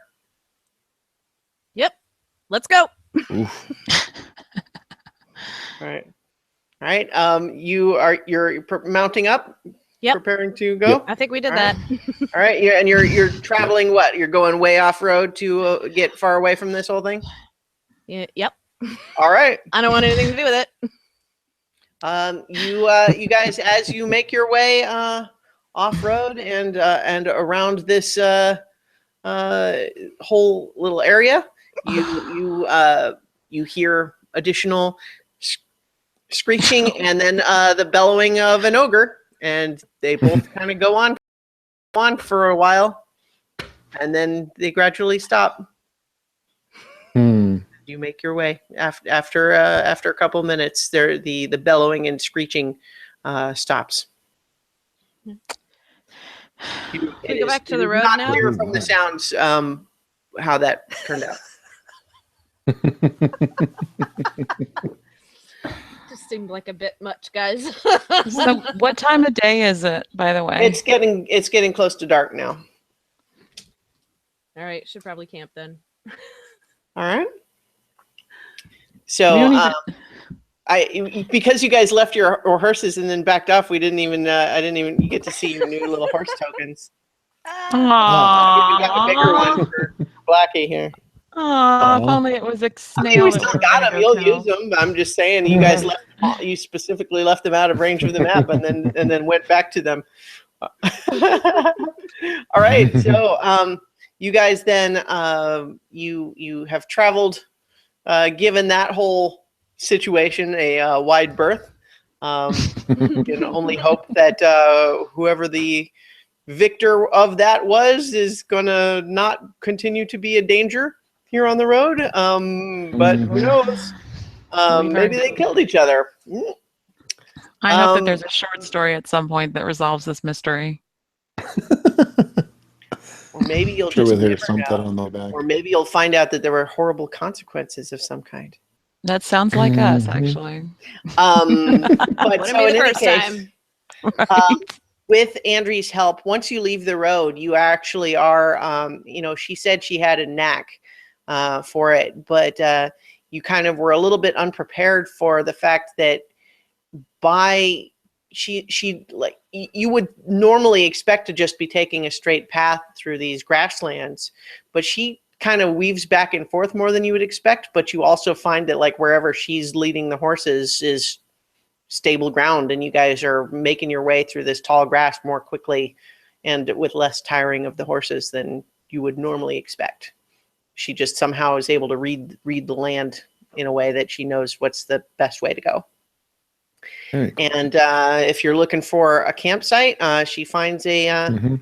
a nice little spot where there's a little bit of a creek running through and some trees. It seems like a good spot. It's Perfect. probably like a mile and a half from the road where you left it. And Awesome. you make camp. Are you guys setting camp. watches? What's the plan? You doing any chit chat while you're hanging out there, or are you just long day ready to hit the stack? Yeah, I think that sounds. We'll set Definitely watches. watches. Yeah. Okay. Jinx. Ooh. All right. So what's the order? What's the watch order?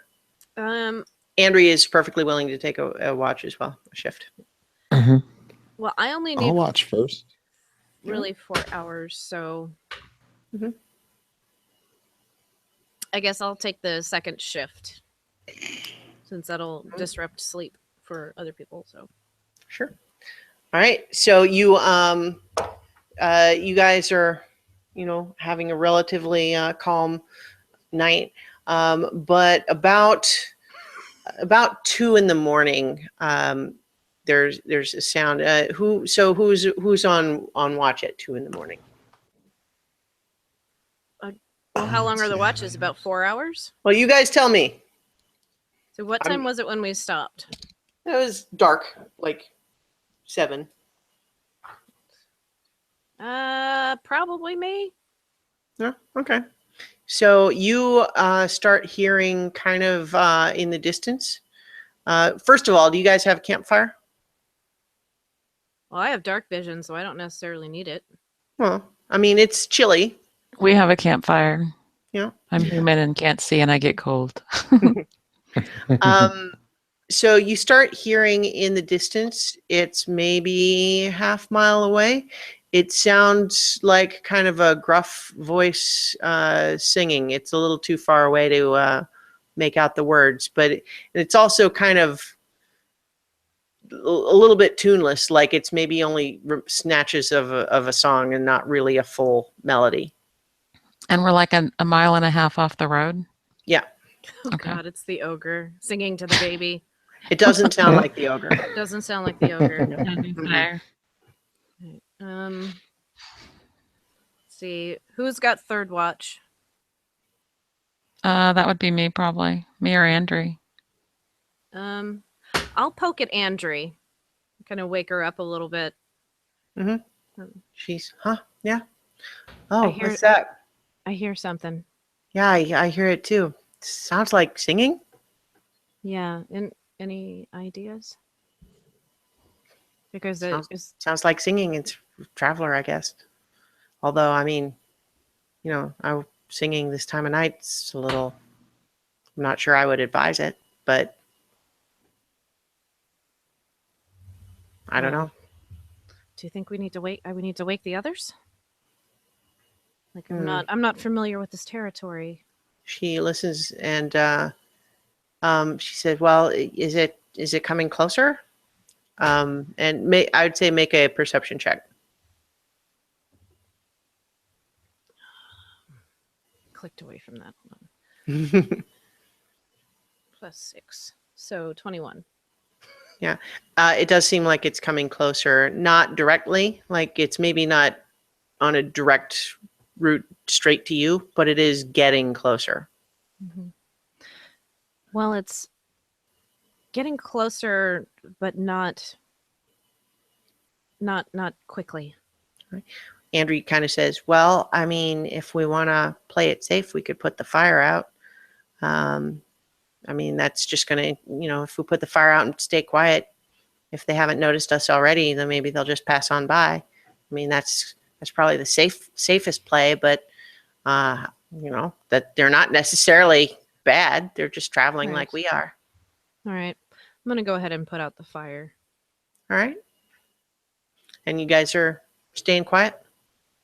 Yeah, the other ones are asleep, so Yeah. I don't know. Archie, do you snore? I don't know. Well, so I never had any complaints. you guys stay quiet as you just kind of listen. You've put the fire out, and now that it's out, it's it's a little colder. I mean, it's not unbearable, but you miss the fire a little bit.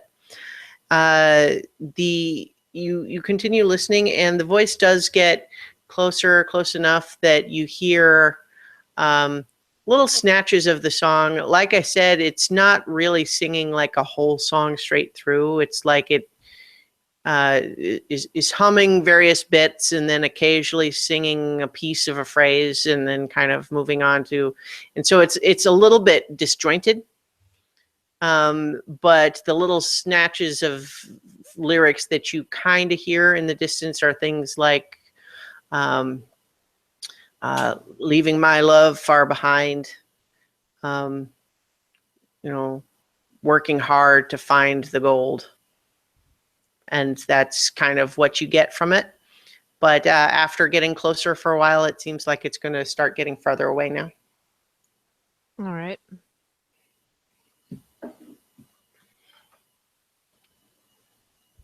Yep.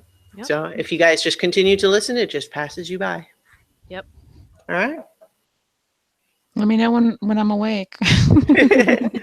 All right. So I'd say, the rest of the night passes uneventfully. It's in the morning, and you guys are ready to start another day of traveling. Don't forget to give yourself the spell slot back. Yep. Amethyst. Okay. Thank you all. All right. So you guys last night in that first day of traveling, you made it about here. All right. Where's the And we missed So two this is the gate. adventures. Y'all said you wanted to get there. I know. But I told you, shiny object. All right. So you're ready to get back on the road? Yep. All right. Yes. All right. So you guys, you're heading now pretty much straight, more east than south, but a little bit bending south. So you're not following this road, but you're heading pretty much in a straight line towards this gate. And you do see the forest and then the mountains beyond getting nearer as you make your way there. And after several hours on the road, you are starting to get close to the forest now. And when you're getting close to actually entering the forest, Andrew pulls the horses up to a stop and just says, okay, so before we go in there, we just probably ought to have a plan. So we'll probably at some point encounter some of the elves that live in the forest. And if you remember what I said is that what they care about is respect for the forest and not having like an impact on it. So the lower profile we can be while we travel through it, the happier they're going to be with us. I mean, they're going to wish we weren't there, but they won't interfere with us unless they think we're being destructive in some way. Fair That's enough. fair. Okay, so we probably will run into some, and they'll want to know who we are and what we want, what we're doing here, and so on. But like I said, if we just, play it straight, show respect for the forest, shouldn't be a problem. Sounds good. Yep. All right. Being So gone. let's see. Hang on. Let me make sure. I'm gonna switch things up here a little bit.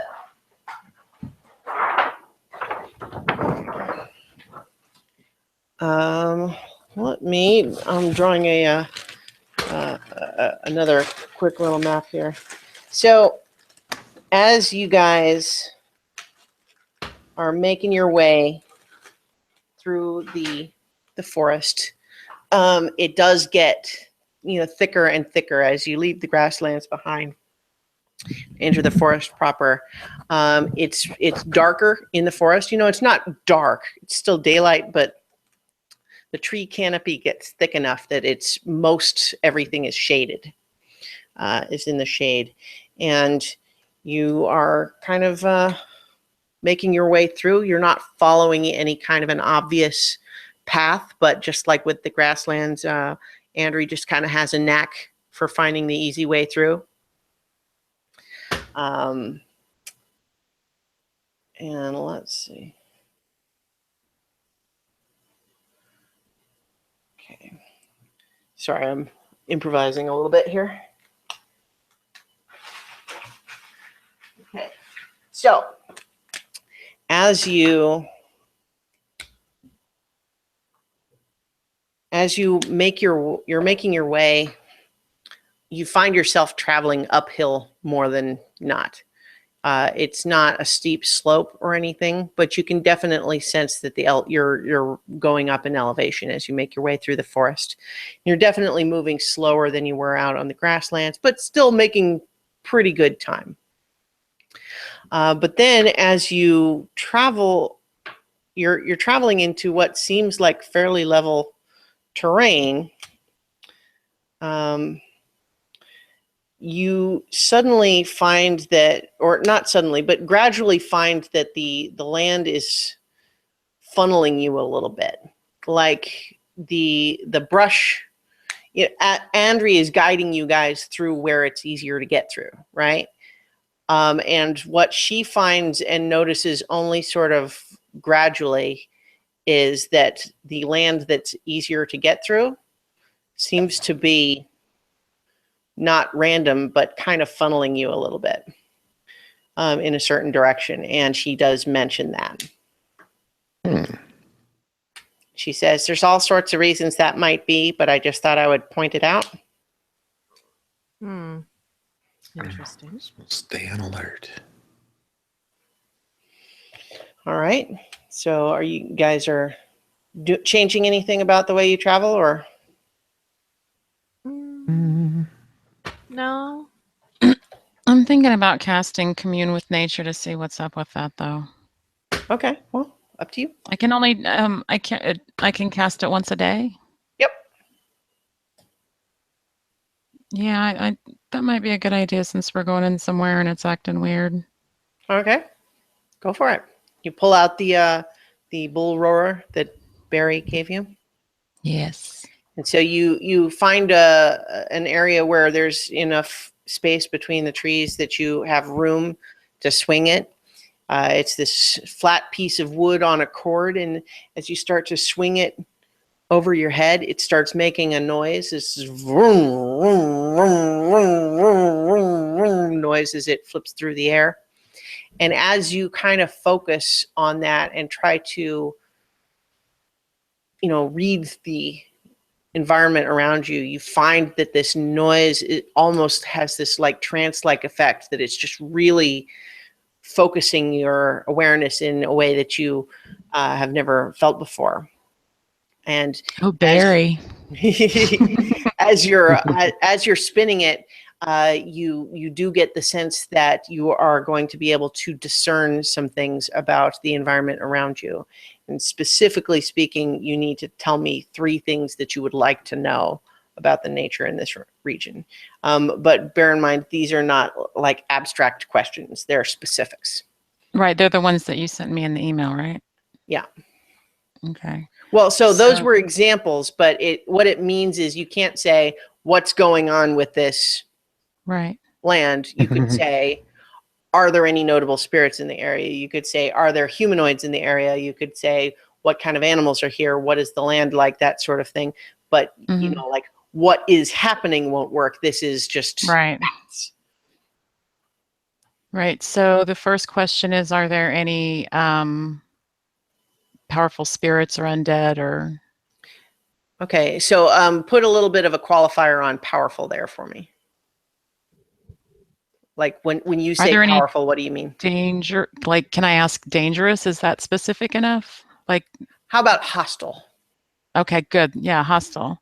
Are there any hostile spirits or Mhm. anything like that in range or within my detection?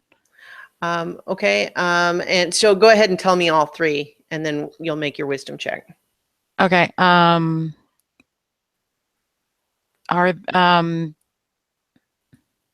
so I want to know if the plants are magical. And well, I guess it would have to be magical for it to be doing that.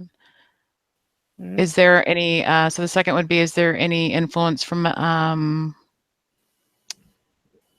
guys, help me out. I'm trying to figure out. So like any kind of specific questions, like You Has say it if they're been enchanted to, or you can you ask. could say, are there any magical effects on the terrain in this area? Are there any hostile spirits nearby in this area? Those are two good ones. was there anything else? I mean, we're out of distance. I'm asking them, or I guess I'm asking you. Oh. We're quite a distance from the owlbear stuff, right? Yeah. You left that long Yeah. ago. Long ago. Okay. It's any And humanoids. are there any humanoids? Yeah, that's a good question. Okay. All right. So go ahead and make a nature check. 11. Poopy. 11. Okay. So I think what I told you is that for that range, some of the information you get may be distorted. Right. So what you sense with those questions is that while there are some spirits in the forest, that they're more wild than hostile. But none of those are in the direction that you're currently traveling, at least within the range of your spell. Okay. There are some in the area that, like I said, more wild than hostile, but unfriendly for sure. But Okay. again, not in the direction you're going. Okay. Your question about, are there any magical effects on the terrain? The answer is some of it isn't real, Okay. but you don't get a good sense of what the details there. But you know that there's some illusory terrain within Okay. the range of your spell. And then any humanoids, you do sense some. You would guess that they're probably wood elves from, the feel of them. But again, although there are some in range, they're not in the direction that you're currently going. Okay. All right. So you receive this information, and you gradually let the bull roar stop to spin, and this droning stops. So I relay that to them and wonder if it's possibly just something that the wood elves have in place to funnel people a certain direction. I happen to have a magic ring of truthiness Mhm. that I can look Oh, through. yeah. Yes. So when you look through it, what that does is, if you are specifically ever wanting to make a check of if anything is an illusion or not, you get an advantage on the check. It's not quite the same thing as just walking around holding it up to your eye and always just spotting But no, but it immediately helps. anything. Yes, I'm saying it helps. I'm just saying it doesn't just So I said immediately. truthiness. It's not automatic. There you You go. can't make glasses out of it, probably. All right. So, what you are you guys? So, what Andri says is that she hasn't previously known the Wood Elves to do that. because in particular, they seem like they're all about letting the forest do what the forest is going to do. And Mm. so manipulating it in any way for any effect is like she doesn't know that it's not them, but it doesn't sound like what she has known from them in the past. Okay. But that there are also all sorts of things that could happen. Yeah. You know, like there's definitely other stuff besides wood elves in the forest. Mm. So what would my check be? Like, is that a like It's perception? an intelligence check, Intelligence or check. investigation if you're proficient in it. I am not. Okay. All right. So I'm going to like if I look through it and I'm just kind of like, am I just doing like a visual sweep? Like I said, what you can do is basically I'll say that if you're making a check, you can tell stuff that's like within, say, a 30-foot range. Okay. Well, I'll do a sweep, and I rolled instead intelligence, so 15. Right now, you don't see anything that seems to be an illusion. Andrew, where is our path headed here? Well, I mean, she kind of just points in a direction. It's like, you know, the ordinary trail sign and so on that I would follow would have us continue going this way. Based on the terrain right now, it's going to be harder going if we try to go some other way, but it may be that whatever it is trying to make us go a certain direction by making it easier to go that way. Doesn't sit well with me. But we haven't had a good fight in a while.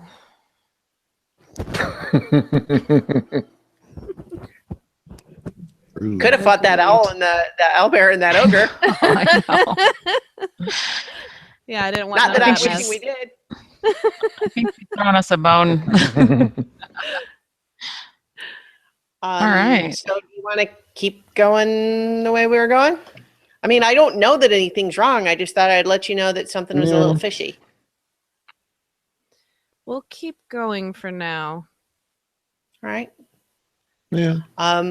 So you continue to follow kind of this easier path, and Andri does observe that the effect that she was kind of noticing does seem to be growing more significant, like to the point where like she's sure something's doing it now. It's not just like her imagination. Hey, Amethyst, don't we have a friend that we can ask about this? Someone very familiar with trees and such? Yeah. Let me talk to Lena Mara. Andri's like, who's that? Oh, we'll save it for a surprise. You'll see. An old Okay. friend. So I take out the staff and I do the thing.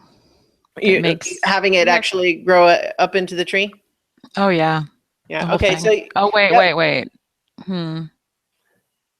I have to talk to her though. to wake I her don't know up, how yeah. what else they're gonna feel about that. Well, it's a tree, Yeah, and it it's should not be fine. permanent. Yeah. It's a spirit trapped in a tree. I don't know. All right, yeah, let's see. Let's roll it. Let's see what the wood elves say. Yeah, let's do right. the whole tree. The whole beautiful production. Okay. So the tree, so you take your staff and then you plant it into the ground and issue the the command word Lenamara, and step back as this 60-foot tree sprouts. And what you notice is that Mhm. just the density of the forest around here, this tree does push some other trees and stuff kind of out of the way as it grows. And so there's a couple of small trees that are uprooted a little bit as it grows. But then as the tree reaches its its full growth and flourishes into a bouquet of beautiful green leaves, you see Lenamara step out of the trunk. Oh, hello. Hi, Lena Mara. Hi. It's good to see you. It's good to see you too. We're in a new place, and I'm just wondering if you get a sense for what's going on here because we seem to be having, it just doesn't Wow. seem like a normal forest. There's something unnatural going on. There's a spirit nearby. It wants you to go this way. Can you tell if it's a good spirit, something that we should avoid? Well, good is complicated. I don't know if I know what you mean. Does it want to kill us? Harmful or hostile or It doesn't want to hurt you. anybody? What do you know? It likes to play. Oh dear. Mm. So Mugen,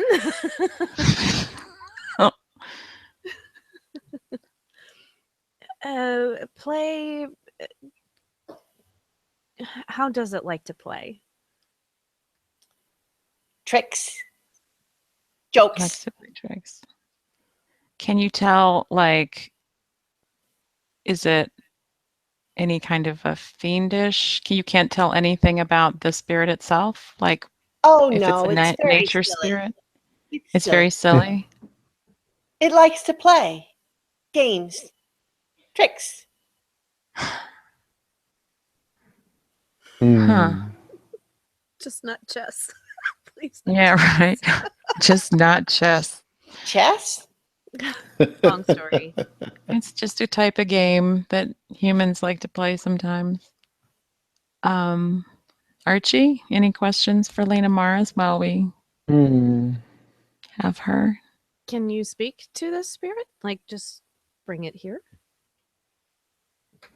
Um, I don't think it wants to come here right now. It's waiting for you to come to it.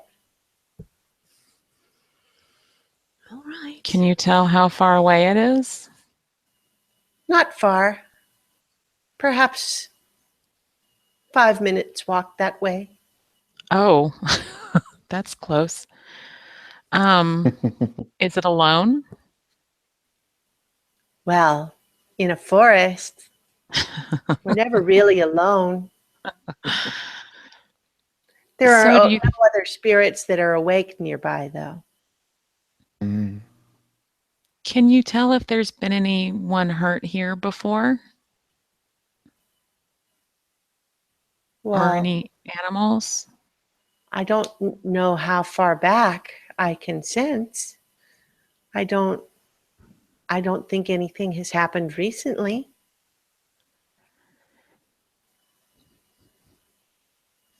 Hmm. Hmm. That's reassuring.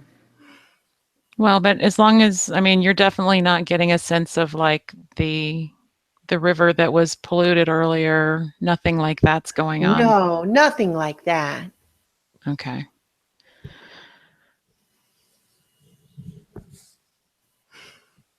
Hmm. All right. It's a happy spirit. It likes to play. Okay. Well, thank you, Lena Mara. Of course. It's always good to see you. It's good to see you too.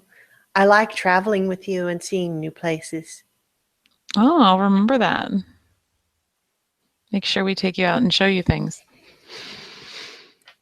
She looks over to Andrea and says, "And new friends." Andrea's just like, "Hi." And I like her. Yeah, she's good with nature and all that stuff. She's got it together. Well, thank you, Lena Mara. I guess we'll let you I don't know, go back in the shrink back up. Okay, I don't know. I'll I go don't know back. what to Rest well. And she steps back into the trunk of the tree, but it doesn't shrink down until you issue the command for it. But if you're going to go ahead and do that, then are you You're Yeah, let me go hesitating? ahead and do it. Yeah, I Okay. was going to leave it up in case something happened, but yeah, we'll go ahead and So hop right back as in. before, the initial appearance of when this tree fades is almost a little bit could be seen as upsetting because it actually seems like the tree is dying, but you as a druid know that it's not Right. that. It's the cyclic nature of natural Yeah, of spiritual course. energy. Yeah, and so as it fades and crumbles away, the staff is left behind as before. How are the I go. surrounding trees? Still partially uprooted. Can we maybe try to push them back? You can try.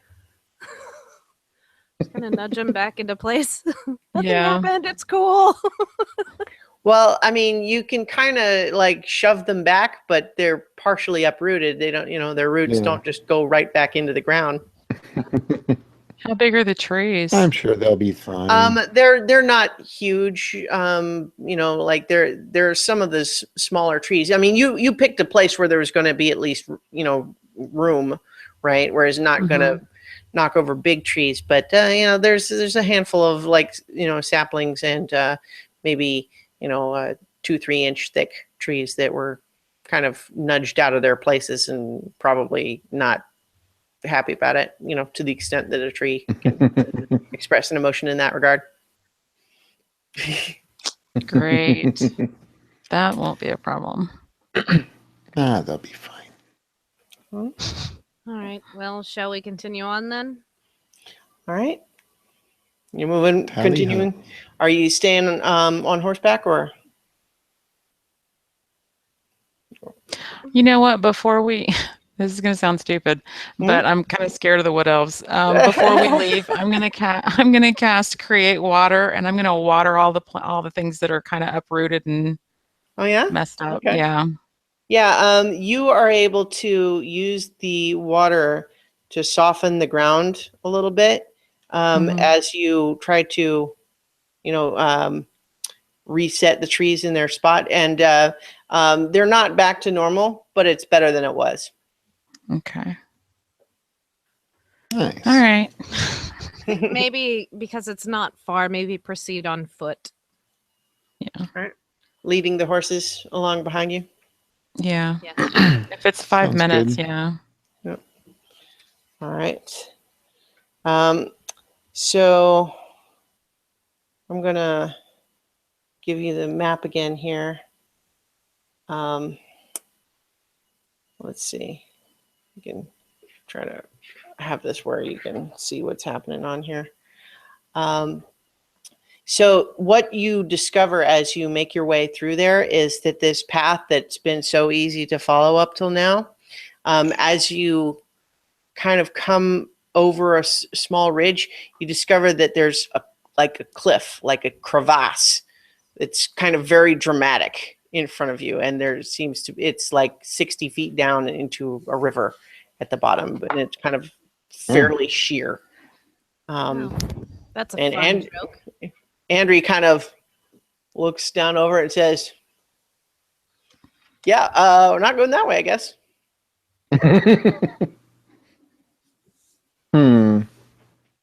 All right. Gonna look through your ring there, Yeah. Mira. I'll take another check with the ring. Okay.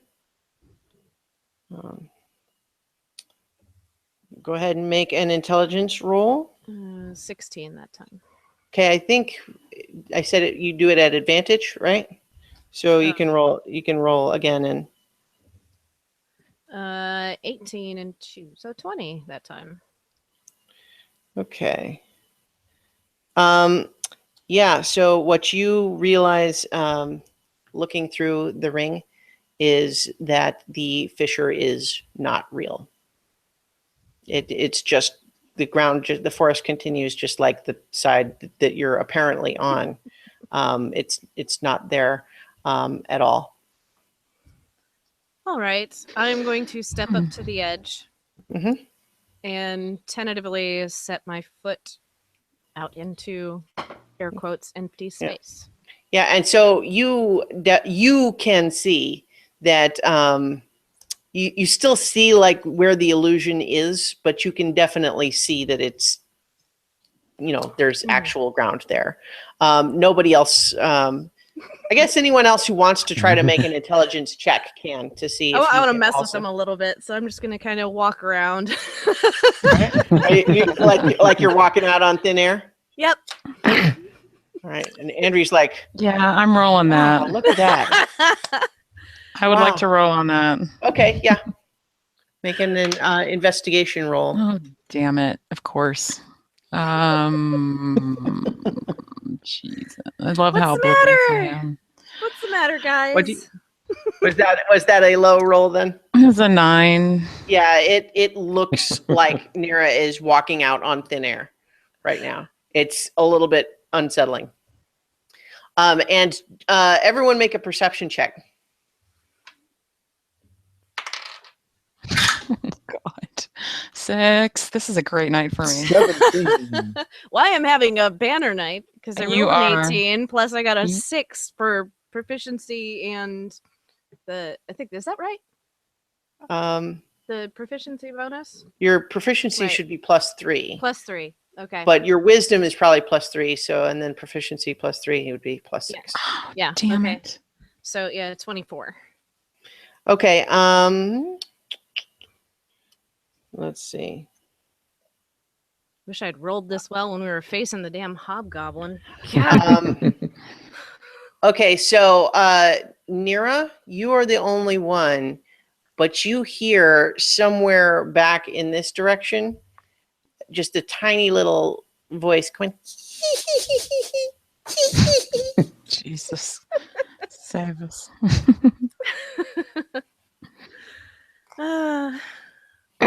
So, So you're saying it's safe. well, I don't know. It looks all right to me. What's the problem? All right. I'll try it. All right. I mean, Do you want to make a check, Audrey? Especially since you're being told that it's not real. You can.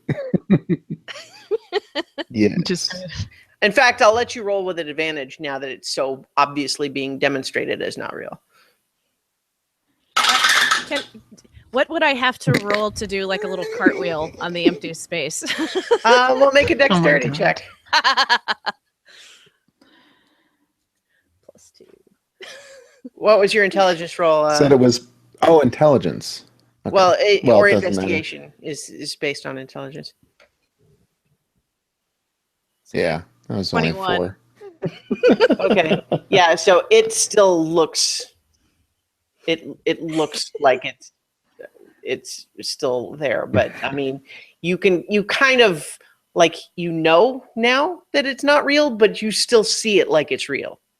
Mm-hmm. Right. So what was your dexterity check? I got a 21. Okay, yeah. Nice. You do a neat little cartwheel and then actually stand on your hands for a little bit even do like one of those one hand things and apparently doing it in thin air. Although what you're feeling is just the normal forest floor. Okay. And now I would like to kind of approach the area where I heard the little giggle. Okay. Just kind of look around. Mm-hmm. Did you want to come out and say hi? You hear the giggling stop and you hear a little bit of let's see. You hear a little bit of a flittering, like the flapping of small wings that kind of go in this direction, and you can make another perception check to try to follow it further, but you don't see anything.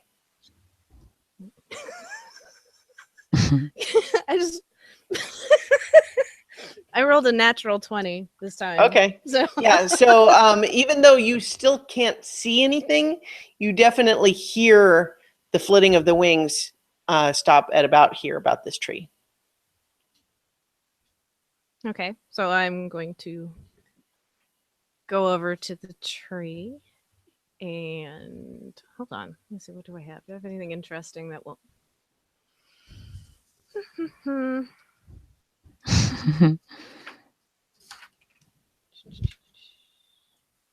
Yeah, don't really have.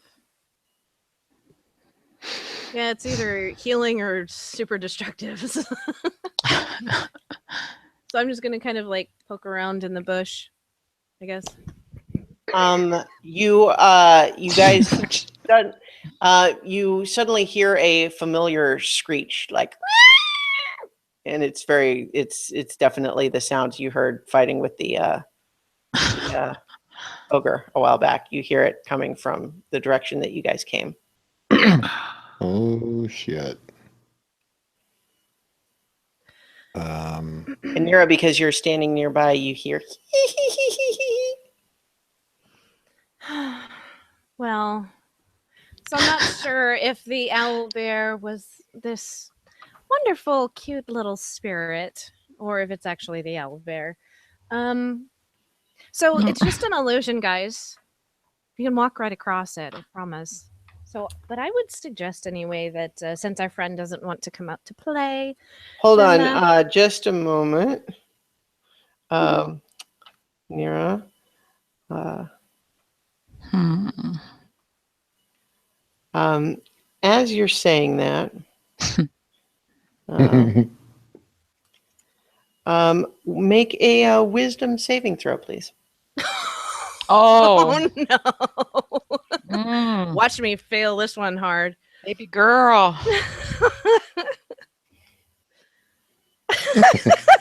Y'all, such a great night. And I have proficiency with wisdom. So I rolled an 18.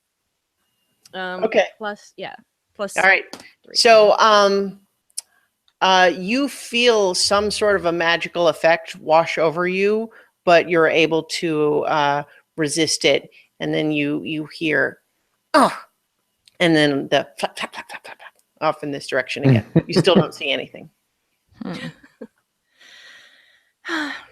Well, our little friend doesn't want to come out and say hi. So I would suggest, just on the off chance that the owl bear is real, that we take our horses and move along.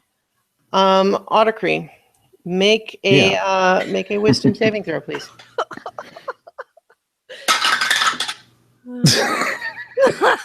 That's a solid 4. All right. What you suddenly smell something that is like, it's like wildflowers and like your favorite meal cooking. It's the best smells you've ever smelled, like somehow all together, and you just can't help but just feel joy in your heart, and you just it's just incredible, and you just, life is amazing, and aren't you great? Isn't it great to be here? Roll a d8, please. Oh God. Place is incredible. 4. You just start wandering off in this direction. Which direction? So he has moved down here. Okay. Yeah, he just starts wandering off.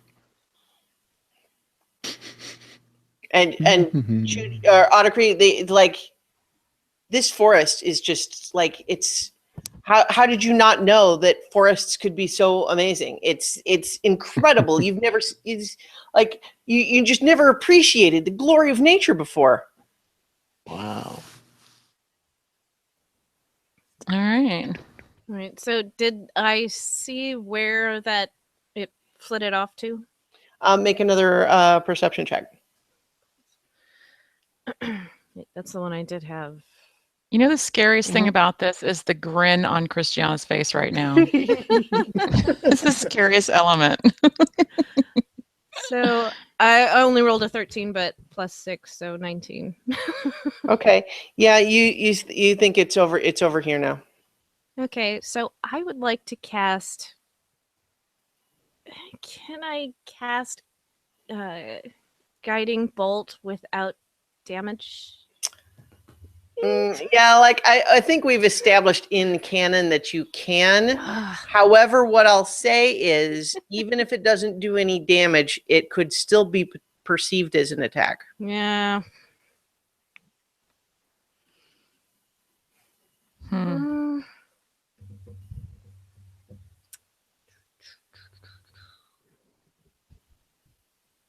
Um. Okay, so I'm just going to move over closer to Archie for now. can I'm I'm gonna. wondering if this is oh. going to be something that, like, if I boop Archie with Sacred Flame, like if it would snap him out of it. Um, Well, that's why I was you, going over because I could whack him with before my you do staff. that, what happens first is that I need. Let's see. Who has the most hit points here? 30. Okay. Yeah, there's 39. Okay. Give me just a moment. We got some fun stuff happening here. Things I haven't done before.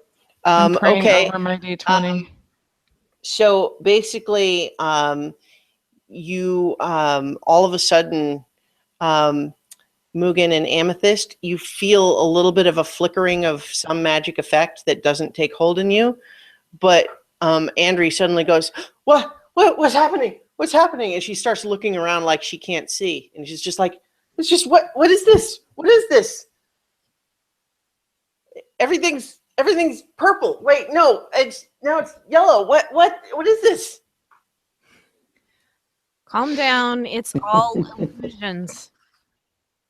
What? The spirit likes to play tricks. Just calm down. Deep breaths. Sit if you have to. Keep your eyes closed. Calm down. Okay. She sits down, but she's still just like looking around, like waving her hands in front of her face, and the little spirits, and then you hear the flap, flap, flap, flap, flap, flap over this way again. You can make another perception check to try to follow where it is. So, Mugen, you know all about tricks. You got anything up your sleeve? Hmm. So I rolled a Let me 16 plus 6, so 22. Well, I do have an idea. And he kind of goes up and like whisper. What did you get again? A 16 plus percent. Okay, you're Yes. getting high rolls and. Yeah. So yeah, it's over in this. It's over like in this area now. And what Mugen kind of goes up and he whispers to you is that I could throw a smoke bomb, and if it moved through the smoke, we could see it. But I don't know how the wood elves might like that. Well, would it burn things around it? It's just a little bit of smoke. Well, I mean, it shouldn't start a fire or anything, but it'll definitely create smoke that might look like there's a fire. All right. Well, I could also nobody will be able to see. I have fog cloud. Hmm.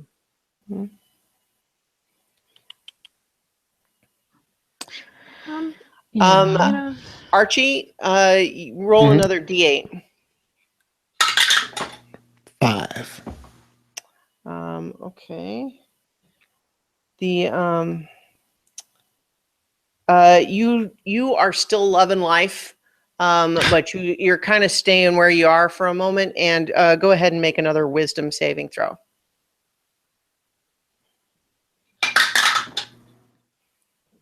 Is 12. Okay, you suddenly blink, and this strange euphoria you felt kind of falls away, and you realize that you were under the magical influence, and you're kind of back to yourself now. Oh. What happened? All right. Y'all, let's just get on the horses and go. Turn around and head back. We can go across. It's just an illusion. Are you going to try to get the horses? Yes. Yeah, let's get I'm gonna out go of for the here. horse. All right. You make your way to the horses, and you're trying to lead them here. But the horses don't want to go over a cliff. They are, even when they see you standing out on the air, they do not want to go that way. Your horse, Archie, will follow your instruction. And so it might be willing, but the others are Mhm. not. Right. All right. Ah, So, beasts. okay, I have an idea. I have- Make a wisdom saving throw, Nira.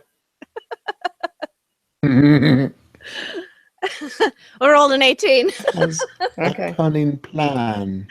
See, once again, you feel like a magical effect start to try to wash over you, but you resist it.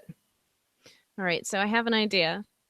If I cast Fog Cloud, the horses won't be able to see the gap, and we can just go right over it. Ah. I like that. Yes? Amethyst? Amethyst? You're muted. You're muted. Oh, sorry. Yeah, sure. Yeah, sorry. Yeah. All right. We're going to give that a go. Everybody grab your horse. Get your reins. So you cast the as you cast the fog cloud. Mm-hmm. The cloud does in fact start to spill out in the region that you suggested, and because of course the crevasse is really not there, the fog cloud does spread over it, just like there's real ground there, because of course there is. And it does obscure the crevasse in this area. But as you are about to move forward, you see what looks like a small dragon, maybe 7 or 8 feet tall, appear to rear up out of the fog. And the horses. Well, what does this thing want? Like, does it want to play a game? Like, shall we dance? I think it's playing. I think it's keeping us here for the owl bear. No, I think it's just. This You is haven't the heard the game. owlbear again by the Or way. whatever the fluttering Yeah. is. Plop, plop, plop, plop. Or is the fluttering the voice? Do we know? When you've heard the little giggling, it does seem to be coming from whatever's flapping around.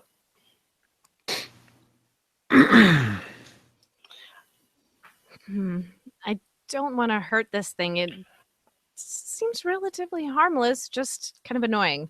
Hey, Amethyst, make a dexterity check. Not a saving throw, just a check.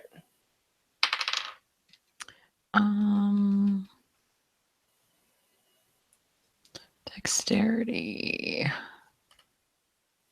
is 17. The bag of holding, did you have it like on your saddlebag, or where was it? Are you wearing it? Probably wearing it. I tend Yeah. to. It lifts off your belt and vanishes. Motherfucker. Flap, flap, flap, flap, flap. Flies away.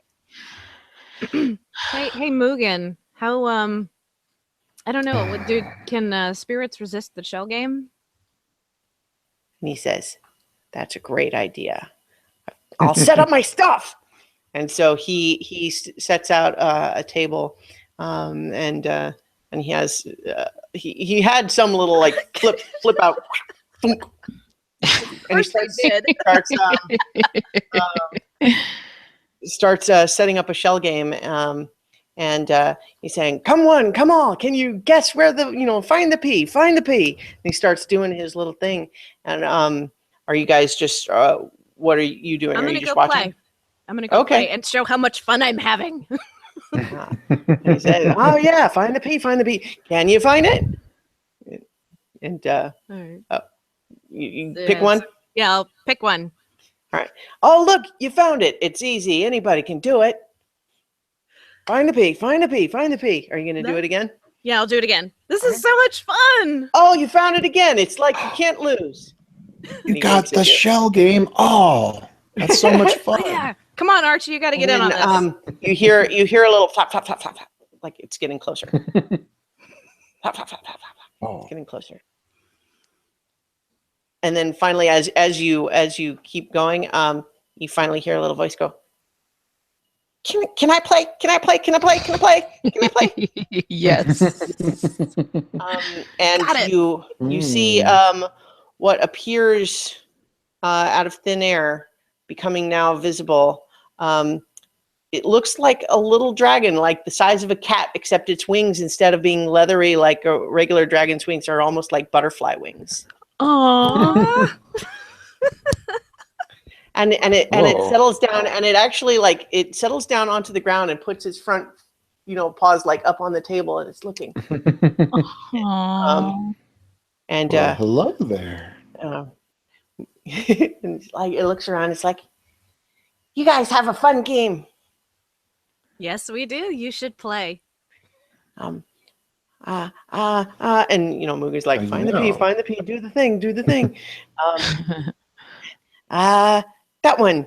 And then Mugen's like, oh, not that time. But you know what? I'll make a bargain with you.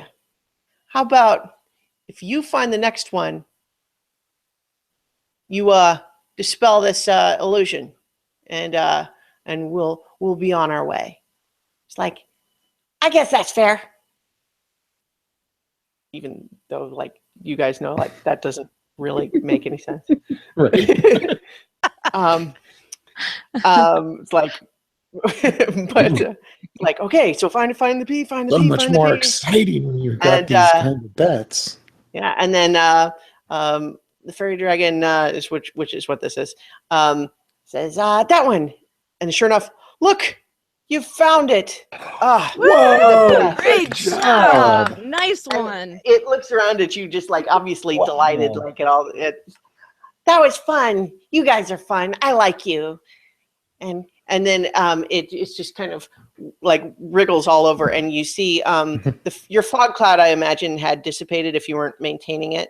Yeah. Nira. Well, I think it lasts for a certain duration, but I or think you like can a- dispel it if you want. Otherwise, yeah. Yeah. But you guys see, around where that was anyway, you can see that the crevasse vanishes, and it's just actually ordinary forest there.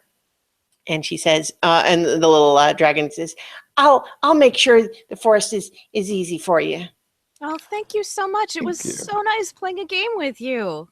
was nice to play with you too. You got us really good with that cliff. Wow. Yay! So many of my spells didn't work. I was so disappointed, but okay. Bye. And then just disappears, invisible again, into the forest. Nice. Yes, the shell game. Good job, Mugen. Can't wait to tell Jared that worked again. I know. All right, so so the crevasse is now gone, and Andrew, by the way, as soon as the fairy dragon appeared visible, the blindness she was experiencing dissipated also, so she was Cool. fine during all that, and so everybody is fine now. All right. All right, let's Clear move on out. I'm with the fairy dragon though. There was a couple of things that happened there that would have been more fun if you guys had. Aw. But that's okay. That's fine. That's how it was As works. always, fun. next time. Yeah. We'll All have right, to pass so, past you on the way home. Yeah. Right. So you're continuing to make your way through the forest, and sure enough, the going is still easy, like before, but now you kind of don't have any reason really to feel concerned about it. So you're making your way through, and you pass another couple of miles through the forest, and then everyone make a perception check. Dice don't fail me now. 11. All right, so 18 and Yep. 6, All right. so 24. You definitely hear some. It's super quiet. Like even with your roll, you're still barely hearing this, Nira, but you're hearing footsteps move through the forest and a few sounds like moving through the treetops. Hey guys, we have company. Andrew says, it might be the elves. We're kind of due. Ah. Well, I And guess Should we so- stop? mind our business, right? Hmm? Here we go, not making a mess. so you kind of stop moving and just kind of wait, or what are you doing? I say we go on our way. We're not really on the map here, but so yeah. All right. Andrew, do you recommend we stop or keep going? Well, if they're coming closer, I think they probably want to talk to us. So probably we're not going to outrun them or anything. So No. I think if they want to talk to us, we might as well make it clear that we're available. All right. So dismount again. Yeah. I guess. As you guys make it clear that you're stopping, you see a couple of lithe humanoid forms drop out of the trees, and they are actually wearing these wooden masks very similar to the ones that you saw the knife ears wearing in town when you had that fight with them. But they're also like they're dressed in very sort of primitive clothing too, like hides and primitive leathers and furs and stuff like that. It's all very basic stuff. But they land and then they kind of lift the masks up, and they're definitely wood elves. They approach you and they just say, "We don't care for the way you uprooted those trees back there." And then we're gonna stop there for tonight. Clipping it. I'm so annoyed because I almost took plant growth, which I would have been able to do some awesome Oh, stuff, yeah. but I didn't take that spell. Damn it. Why would we need it? Why would we need it? It's not like We're we'll be only traveling through a forest. Oh, bite me. Well, you never know. You never know what you're going to need and what you're not, and that goes for me too. Because I had like this fairy dragon was one of the possible things I thought I might have you guys do, but I did switch it up a little bit. That's why I had to draw the map suddenly. It was a planned encounter, but not necessarily the one that I had already drawn the map for. Yeah. But good job, you guys. I'm sorry we didn't fight your owlbear and ogre. That's fine. No, you guys do what you want to do. That's how it works. We'll let them duke it out, but yeah. But the fairy dragon was good. I thought that would be fun. Oh, yeah. Yeah. All right, cool. Well, so thanks you guys. And thank you to anyone listening and or watching. And we'll continue the adventure next week on so many levels. Yes. Yay. All right. So with that, good night.